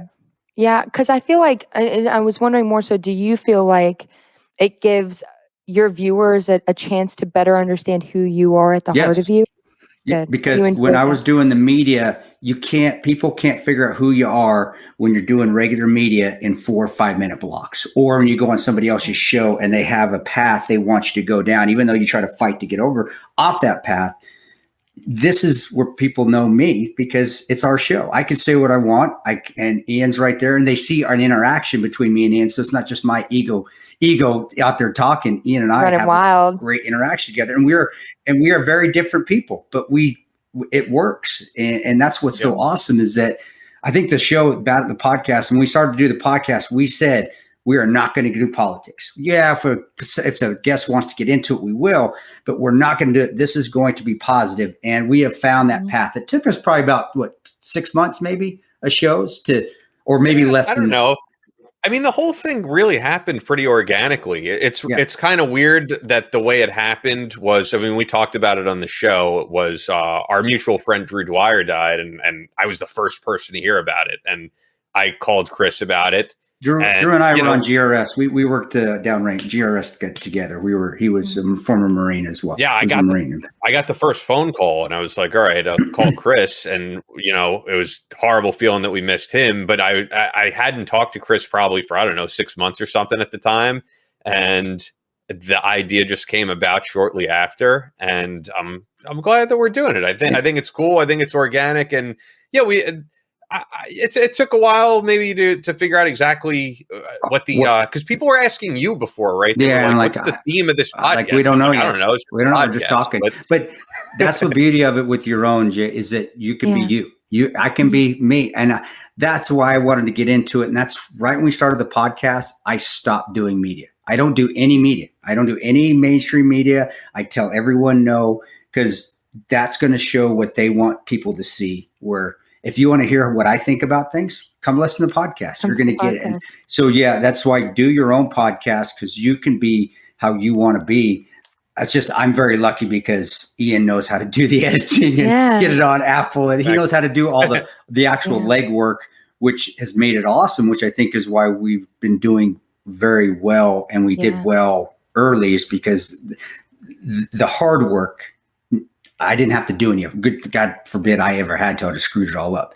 The hard work, Ian knows how to do it. And it's in his wheelhouse because this is what he does. So, and also Chris's following is extremely loyal. I mean, it's a lot of people who have followed you from your first appearances, whether we're on Wilcow or Fox News for the 13 Hours book. And a lot of those people, as you said, some of them may have dropped off, but most of them, I think most have stuck around and want to hear what you talk about.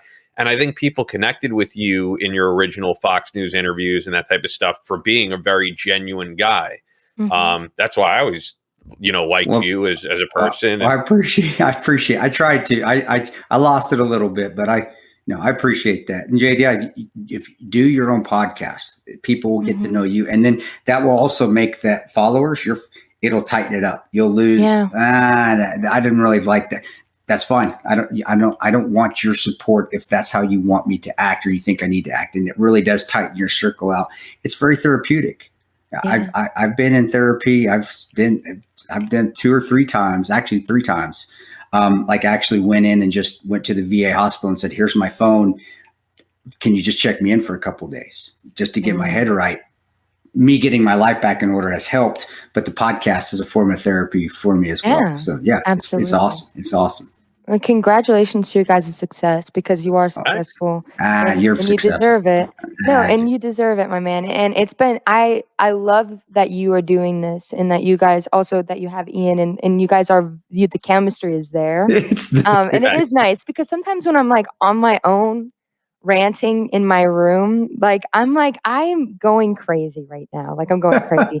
But the thought of getting to, for one, it makes people feel special, right? Like it makes people feel special to actually be given a platform where you're wanted to share your feelings. And so thank you for giving me that, because I'm like, Chris wants me on his podcast. Like, what the hell did I do? Right? We need to do another one where it's you and Rudy and seeing that dynamic. Yeah. Oh my gosh, that would be amazing. Totally. I think you guys, if you did a podcast together, I could see that being massively huge too, because you both have a huge following for different reasons, different audiences. And if you merge the two, that could be cool. But then again, you might be sick of seeing him and you just want to do your own thing. No. And I think the thing is I want him to come on mine. I've always felt like Rudy needs to have a platform where he can share himself. Yeah. But at the same time, there's so many people asking from him, and he's all over he's going out of the country next week, for a week, and then coming back home, and then going back out of the country for a month. So he's kind of all over the place. And so it'll be hard for him. But, I told him I want him to come on mine, because I want people to start understanding the man that I know. And I said, everybody knows, I know the Rudy Reyes story like the back of my hand, right? And he's been really great. And this is one thing I noticed about people who are used to doing podcasts and people who aren't, is having to go, you have a spiel. Like when somebody, and I'm so glad, thanks guys for having me and not having to go through that spiel. Thank you. Because it's like, it gets so routine, and he has this routine of expressing exactly, and he's very articulate about everything that he's been through. He spent a lot of time discussing it, but at the same time, the Rudy that I know is so much deeper and more sensitive and emotional than what other people know him as. And so I told him, if I have you on my show, like I want you to not have to talk about everything that we've talked about before, but I want to discuss things that we've discussed in the privacy of our own home. Different, theories on things or different interpretations, art. He's super into art, very articulate about emotional, parts of that in movies and film and music. And that's what I really enjoy about my podcast, is giving and having and receiving that space to be able to discuss furthermore, like ideals, right? And to have that time. And so I think that you're the perfect candidate as well, Chris, to have that kind of platform. If you ever, I would be honored. I would love to come on your show. Yeah, that'd be awesome. Love to. And I'd completely be honored. I know I'm invited. I just invited myself on. It's just I just invited myself on her show.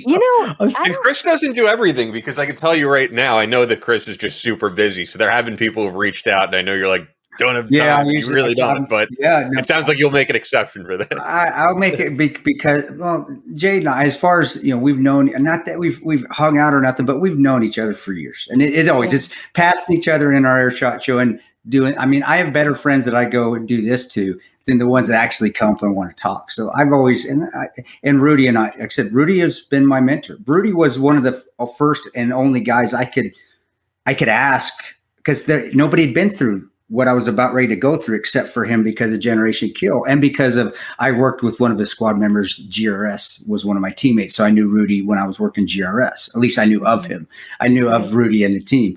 So there's a bond between, and Rudy, he went to Omaha for the boys. I lived right down the street. That's North O, man. That's hardcore. And so just that tie in with him in Omaha as well. So of like course, this trajectory of almost like willingness, like willful way for you guys to cross paths. To cross paths always like that. And it always comes back to, that's why him and I don't need to talk we wouldn't talk for a year. But if we saw each other after that year, it'd be like we talked yesterday. And that's what friendship is. So he's close, and I have respect for him and he has respect for me. And we handle ourselves differently in the spotlight, but it always goes back to me the first time asking him, what do I need to do? I'm going down a rabbit hole here. I need to get myself out of it.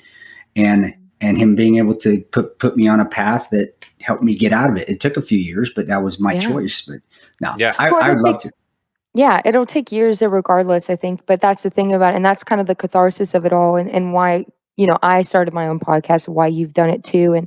And the importance of being able to express, as I think about us as human beings, and I'm like, what is life if we're not comfortable enough to share it, but also to articulate what we've been through, and also always not have it be perfect, and be like, hey, listen, I'm going to say something that I probably don't mean, or I'm going to say something and I mean it one way, it's going to be received a completely different way. The hope is that we can run long enough for that thought to be able to be expressed and reach a destination of what it was hoping to accomplish. No, you're spot on, and that's why we do it. That's why we do it. I think your podcast, if that's the route you're going, will be massively successful if you put your passion into it.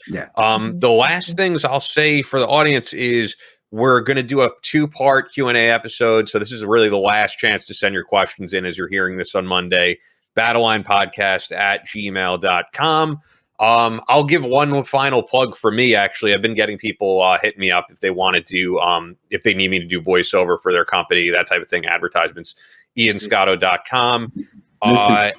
And also shout out to our sponsors, of course, Bub's Naturals, Fort Scott Munitions, Photonis Defense. Really excited to have Photonis on as a new sponsor. And Chris, is there anything else before? What's up? Photonis is night vision. We got a night vision sponsor, and they're going to become a fingers crossed, but most likely a Battleline tactical sponsor. So I got great company, and it was a gentleman I worked with on GRS who was a Marine recon as well. And awesome. And so it's good to make contacts, and it's good to remain friends, and it's good to do well in things. And we're very lucky at night vision. So if they hook me up with some night vision, believe me, reach out to you and Rudy there, Jay. So some guy runs up to me with a stick and I just flip on my knots. I'm like, motherfucker, you want to bang? Motherfucker, you want a piece of this? You have no idea. I will fuck you up. But even at night, you clack those things down. Boom. Yeah. Congratulations on them. I don't know if anybody at any podcast ever has had a night vision sponsor. Well, then we're innovative. We are very lucky. And Jade, we appreciate you staying so long, man. This was awesome. And getting Rudy on, that crazy, man. Yeah. Well, maybe what we should do is and Ian, you're more than welcome to come on too, is do a Milk and Honey podcast episode with all 4 of us, and we could just sit down and chat. Thanks for having me. I appreciate you both. Jade, you're awesome. You're awesome. And reach out. Rudy's got my contact. Ian's got it. And just let me know. And because I'd love to come on your show. I know Ian, both of us coming on at the same time would be awesome as well. So I'd be honored. Cool. And we're honored to have you on. And you're doing awesome. I've just, from watching your career come up, you're going where you want to be, and that's what's most important. Fuck everybody else. Fuck you do what you want to do, and the ones that really love you will continue to be there and support you. And the rest of them, you don't need them anyway. You don't want that. Yeah. So awesome job. You're welcome. For everything, Chris. Thank you, Ian, for everything. Thanks for making the wheels turn. Thanks, guys. Appreciate it. We'll talk again soon. Talk to you later, Jade. Okay, thanks for everything. Have a great day, you guys.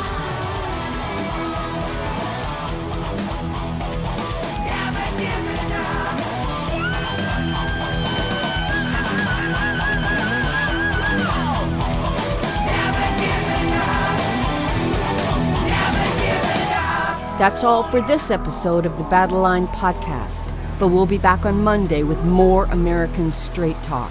Until then, be sure to follow us on Instagram at Battleline Podcast and on Twitter at Battleline Pod. To sign up for future Battleline tactical courses, go to www.christantoperanto.net. Believe in yourself, face all challenges head on, and as always, never quit.